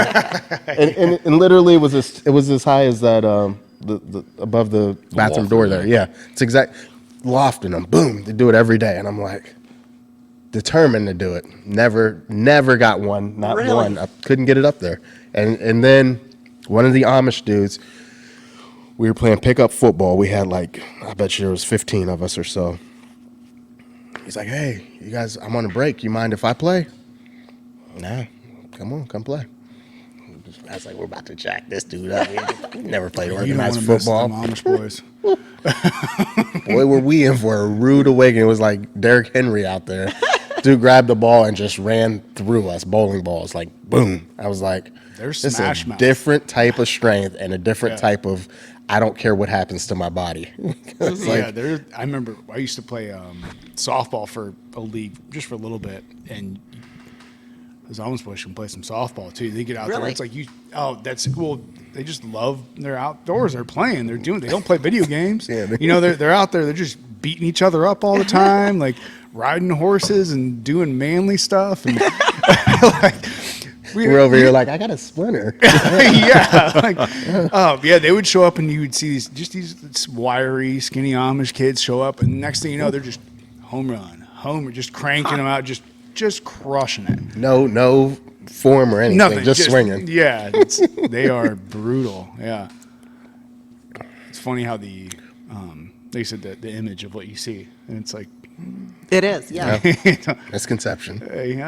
don't judge a book by its cover. That's for sure. Yep. And much to Gary's sadness, I do love CrossFit. And That's a whole nother topic, It too. is a whole other topic. I did that once. Oh, it's fun. But it is interesting that, like, to be functionally fit versus when you look fit, Yeah. two totally different things. Oh, and it's two totally completely different things. from bodybuilding, powerlifting, CrossFit, Right. strongman. Right. I remember one time at the Arnold, we saw those. They do the. I can't remember if they call it The Scotland the Games or- Gaelic Games uh-huh. or whatever. Yeah, and they were throwing the sandbag or whatever it was with the pitchfork. yeah. You remind me of throwing the hay bales. They take this pitchfork and they have this I don't know if it's like a 15-pound sandbag or something like that, and they throw it kind of like a high jump. Mm-hmm. And they as soon as Came up with this Over the sport? wire. yeah, some Scottish. Yeah, but they throw it over wire, and these dudes are throwing it like 50 feet in the air, and it's like, phew, like I couldn't take Insane. the bag by itself and throw it 50 feet in the air, let alone with a pitchfork. yeah, it's incredible some of the things they do, and some like I don't know if you ever watched any like the Strongest Man competitions. Love it, yeah. I grew up watching those. Yeah, it's just I don't know how just crazy. Yeah, that's And crazy how huge they are. We met Thor at the last Arnold, and there was, that was a whole debacle about with the COVID, and you couldn't. So my fourth one, who's into all the strongman, and he's 50, just turned 16. and he's 6'3", 250. Like, he's a big boy who will always say, "You're right, Mom. We're built just the same." You're right. We do have the same legs. But we met Thor in the lobby of one of the hotels, and he literally, my Joe looked like he was this big compared to him. Like, it's hard to imagine how huge they are and that they're so strong. Yeah, I mean, it was these are also eating like 25,000 calories a day just to keep moving. It's insane. I remember we had one of my good friends, his best friend is in the NFL. He plays for the Ravens, but at the time he played for Denver. And he's one of their defensive linemen. So we went out, we watched his game, so on and so forth. And when we were done, we were all set up to get bottle service at this club with, his friend, and he was bringing out some of the players. So this was probably like 2, maybe 3 years ago. And we show up, we're there first, and his buddy rolls in, and then some of the players start rolling in. So it's like Von Miller, McManus, the kicker, a couple linemen, so on and so forth. Like, some of the big names from Denver. And you're like, again, you're like I said, I'm not super like starstruck or anything, but you're like, this is kind of cool. Like, I'm sitting here drinking with Von Miller, but you can't be like on his nuts or anything. But everything's cool. Like, it's not like security's like back up. Like, we were all in it, like, same thing. We were all good to go. We were all with the same group. And they come in, and like I said, a lot of these guys are linemen, and you're like, holy shit, these dudes are huge. I don't know how they do it, too, because they're fast, amazing. too. And then They're quick. Quick.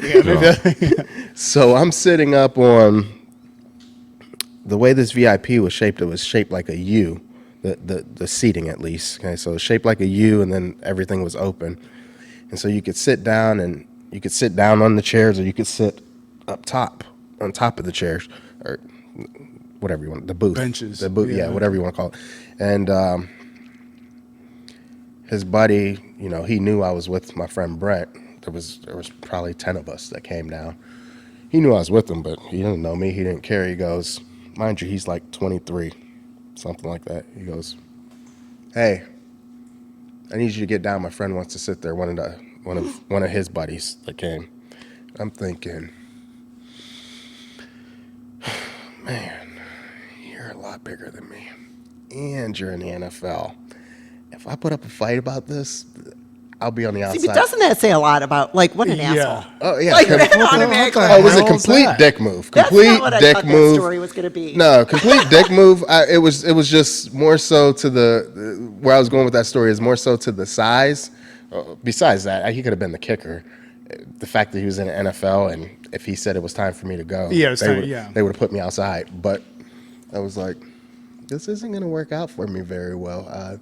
All these dudes are 6'4" at minimum, and 260 on a light day. You know what I mean? Like, And 260 a muscle. yeah. Move. Getting up. Like, But all right. and then I'm like, and then it's funny because he was on TV and they said like his stats and his age, and I was like, this motherfucker is 23 years old. He just told me to get up, and I had to move like I was his child, or he would move me probably like I was his child. I don't know, man. I mean, that was like, so that was you going, there's this level of respect here. Like, I'm not going to do anything. And something else, like you said, man, you're combat sports. So don't sell yourself short. I'm because not selling myself I don't short care if how it's just me and him. Yeah, that's what I'm saying. No, I knew why you said that. If he had his group of buddies, but Yeah. I don't care how tall you are, man. You start including carotids, like, dude, size does not matter. Right, absolutely. So there's I mean, this is a whole nother topic, but I don't fear them or anything. But I do fear 4 or 5 of them. Sure. I fear 2 of them, and just me. I'm a little outnumbered. There, I'm not Chuck Norris over here. So I'm not chopping. Yeah. Now what? Who's getting up? Me or you? No. But God, doesn't that make you mad? It did. I was pissed. I was. Yeah. And there's nothing you can either let it ruin your night, Right. or you can just.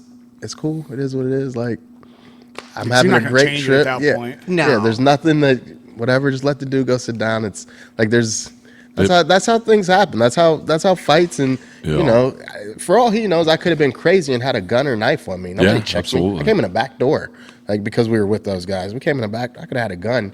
No, you get up.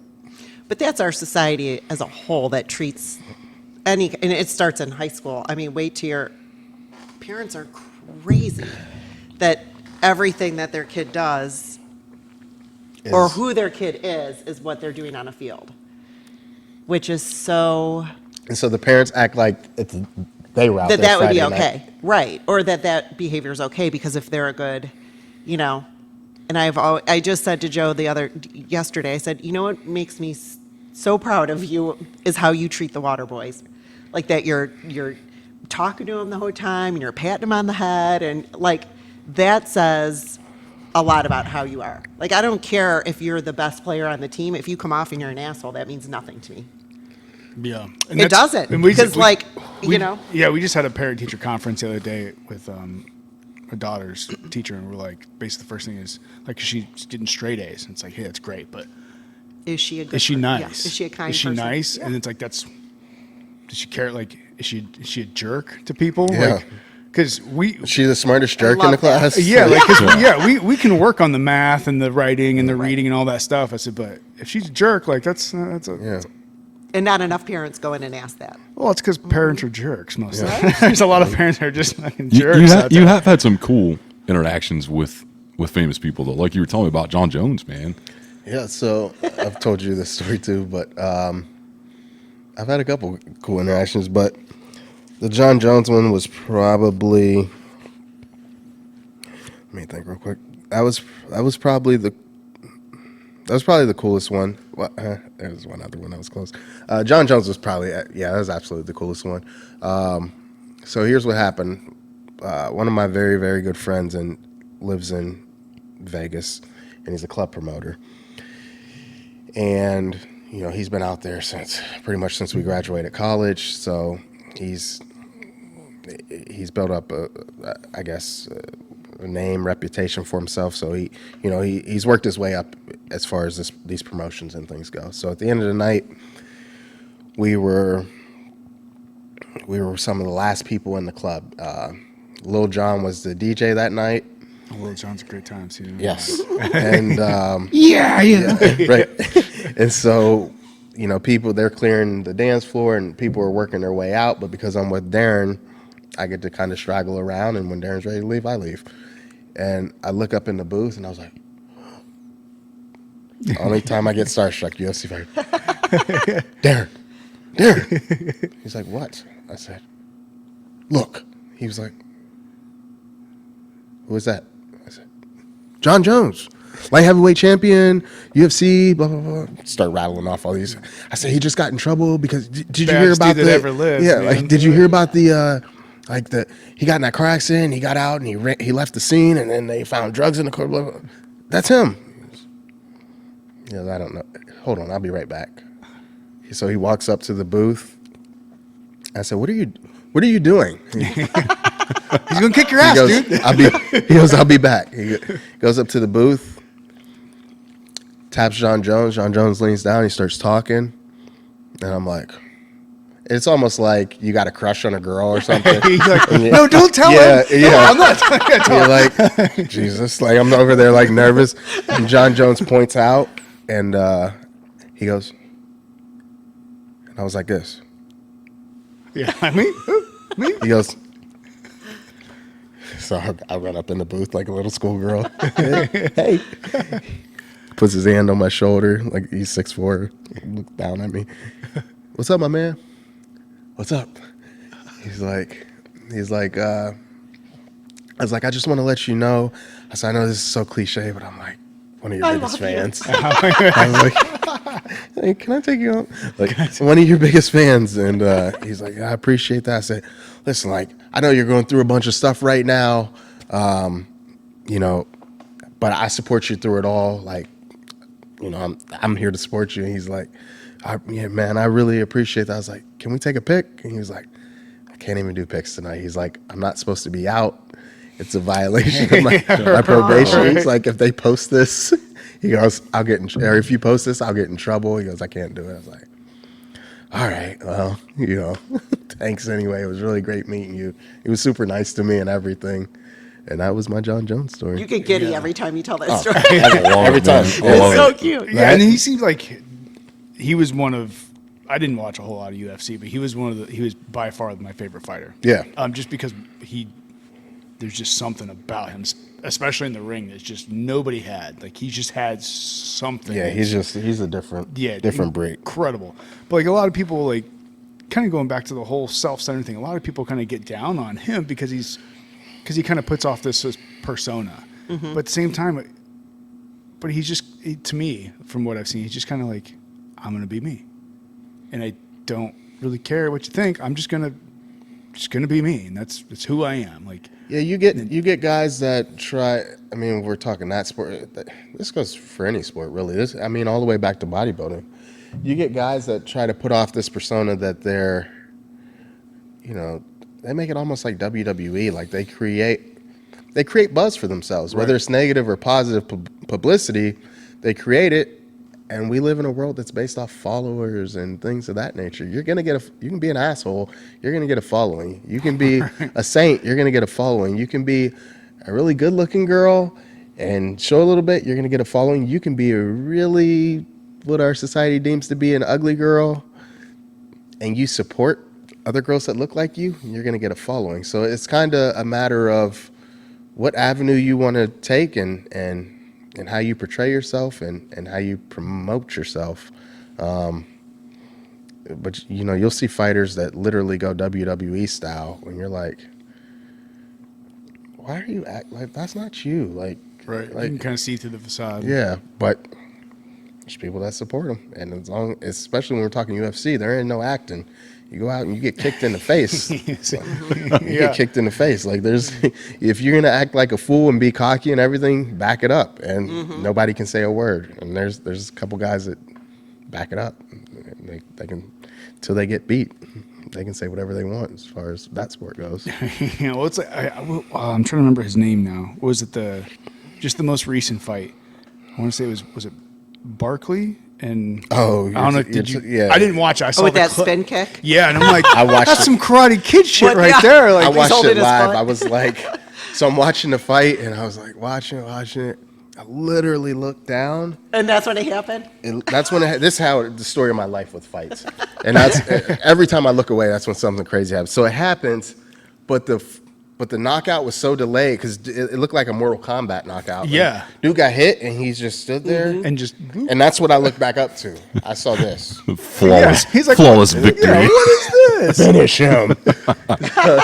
I see that and I was like, oh my God, what did I just miss? I rewind it and play it back. I was like, that's the best knockout I've ever seen in my life. And then the commentators come on, that's the best knockout I've ever seen in my life. Crazy. But to that, I ended up just kind of going down a very small rabbit hole and figuring out, like, because I didn't watch, I didn't know who the two fighters were, but the dude that got knocked out, and I saw it the next day, and he started posting on social media, basically being like, hey, it happens. I gotta get better. Yeah, I gotta move forward. I gotta get better. And it was like,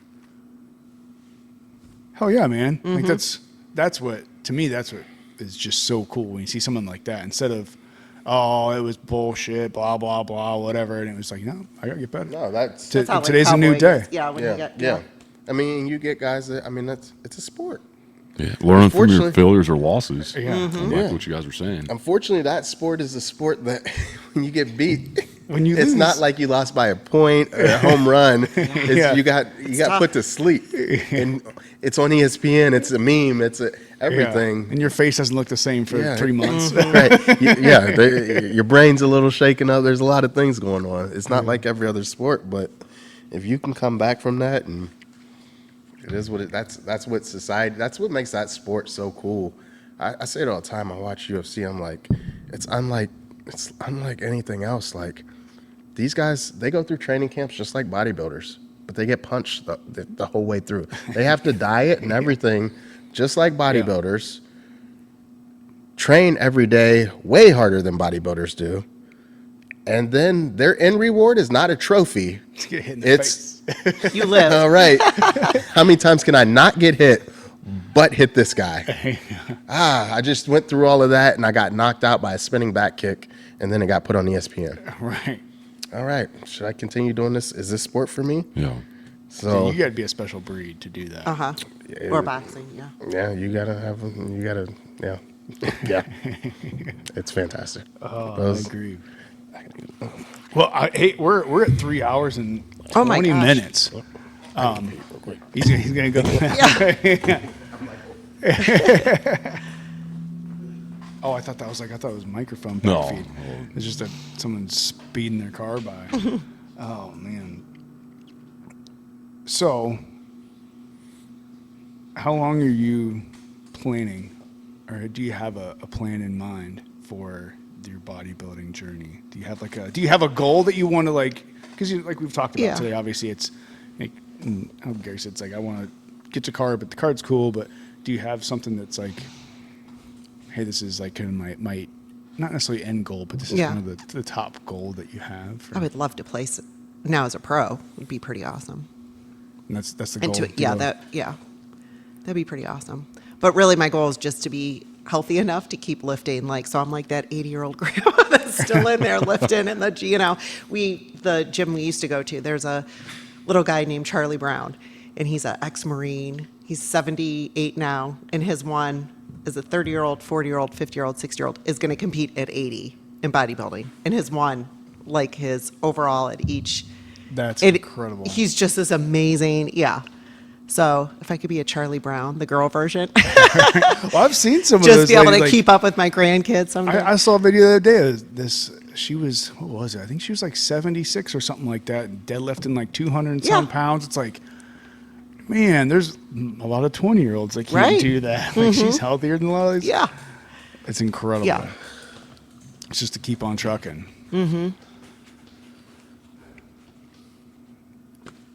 Good.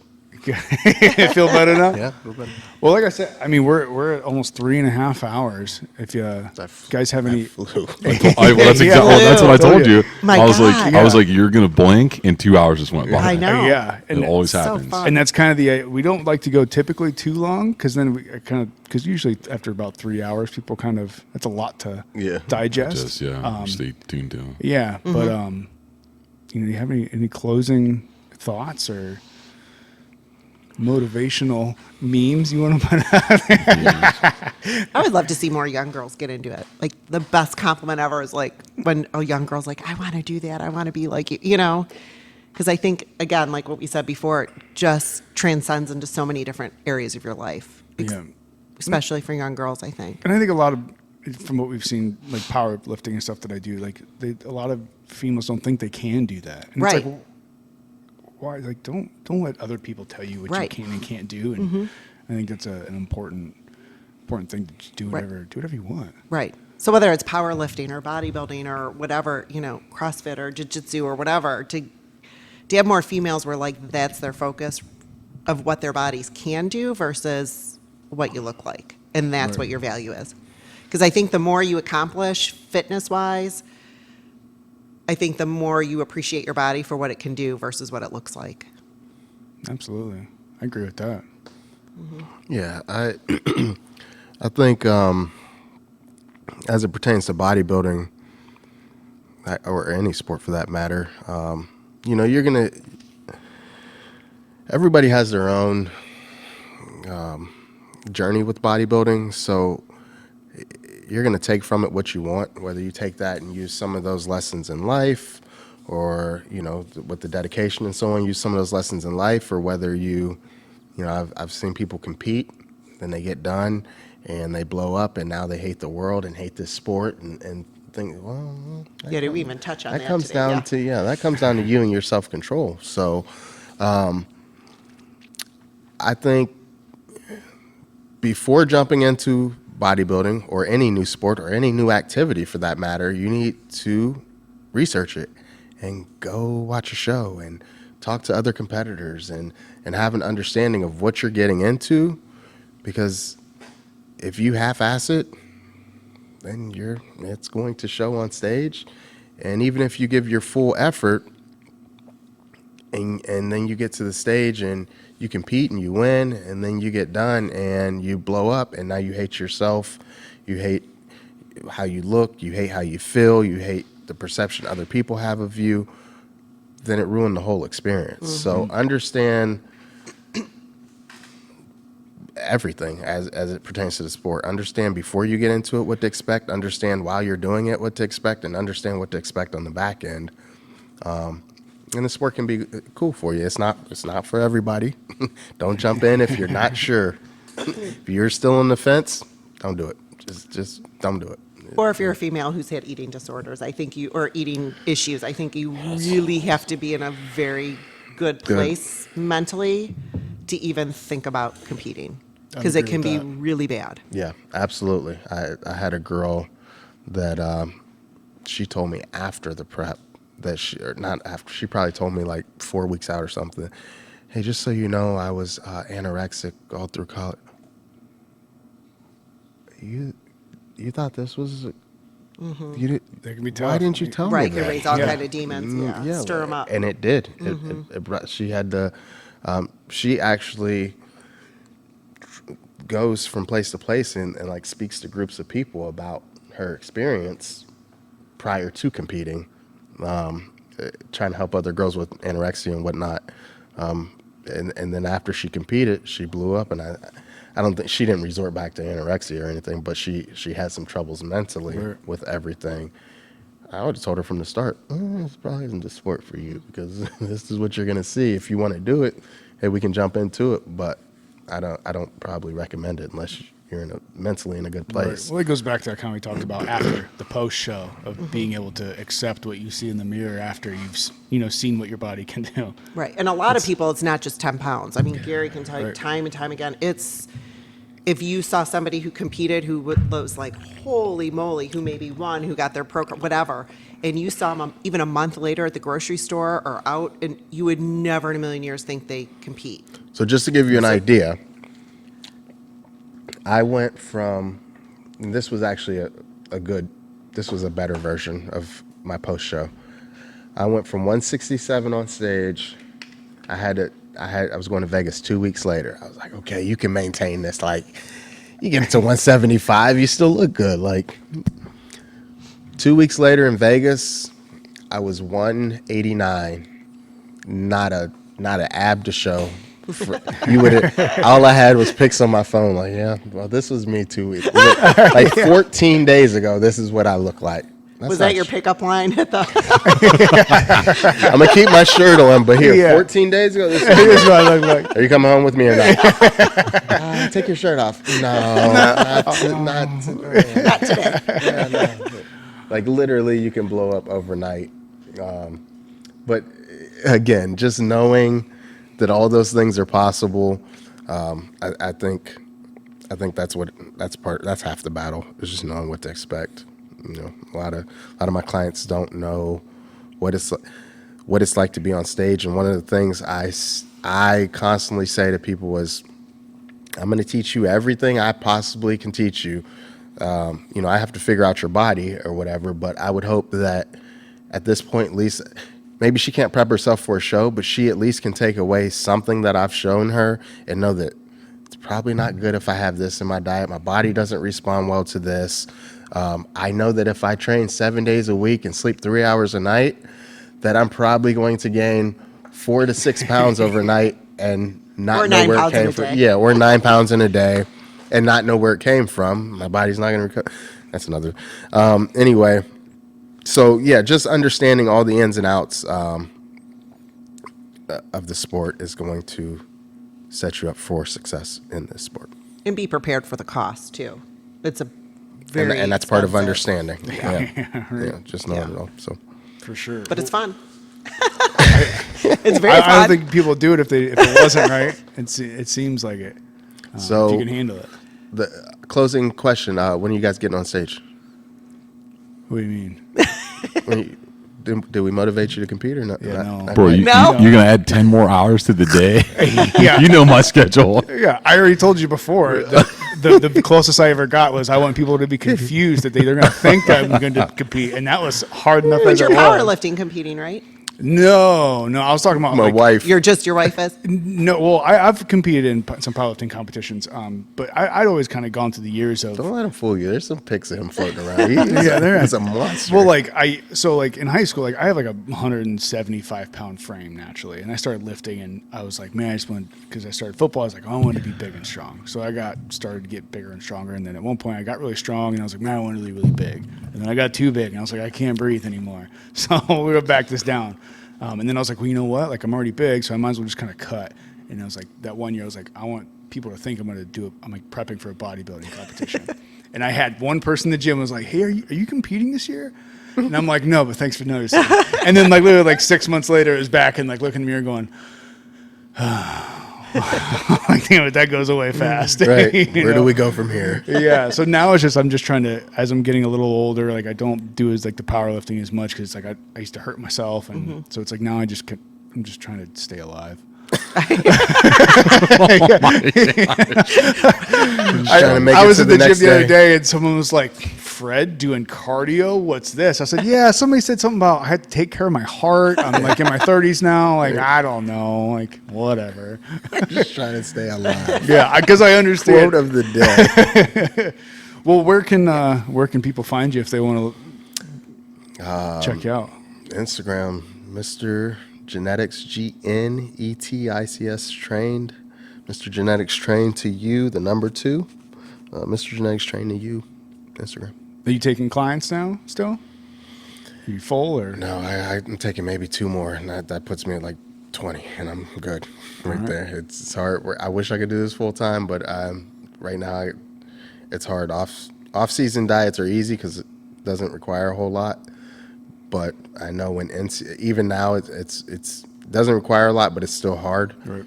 But when end season rolls and we didn't even go through all this, but the processes involved, I have to look at things every week. 20 is plenty for me with me having a kid and so on and working and. Well, get in line quick, right? 2 more spots left. 2 more spots, but again, like I said, I don't promote you. You won't see me post 2 spots left. Who's signing up? Whatever, if they come, because of those 18, somebody's gonna fall off. It's inevitable. A lot of them are newbies. They don't know what they're getting themselves into. And life happens too. Yeah, things happen. Yeah, so we'll see what happens. But 2 more. There you go. Lisa, what about you? Anything? Anywhere? Oh, on Instagram. I think it's Lisa Arnold Lisa, IFBB Pro. Oh, yeah. Sorry, I'll let you know that. Pretty much Lisa Arnold, yeah. Or Five Regassi's, IFBB Pro. There you go. Yeah. Fantastic. Well, thank you guys for coming. Yeah, thank you. I appreciate Thank you. it. This was so fun. Phenomenal. Yeah, this was cool. It was an honor. It- Thanks. Open invitation. Come back again soon. Love to. Okay, we got still tons of material. We Yeah. got Yeah, that's usually how it goes. You know, it's the first time it's part like, 2, part 3, part 4. They'll be yeah, like, it's get is into this the their background and podcast? then we just go for it. So awesome. Appreciate it. Thank you guys. Thank Thanks, Thank man. you.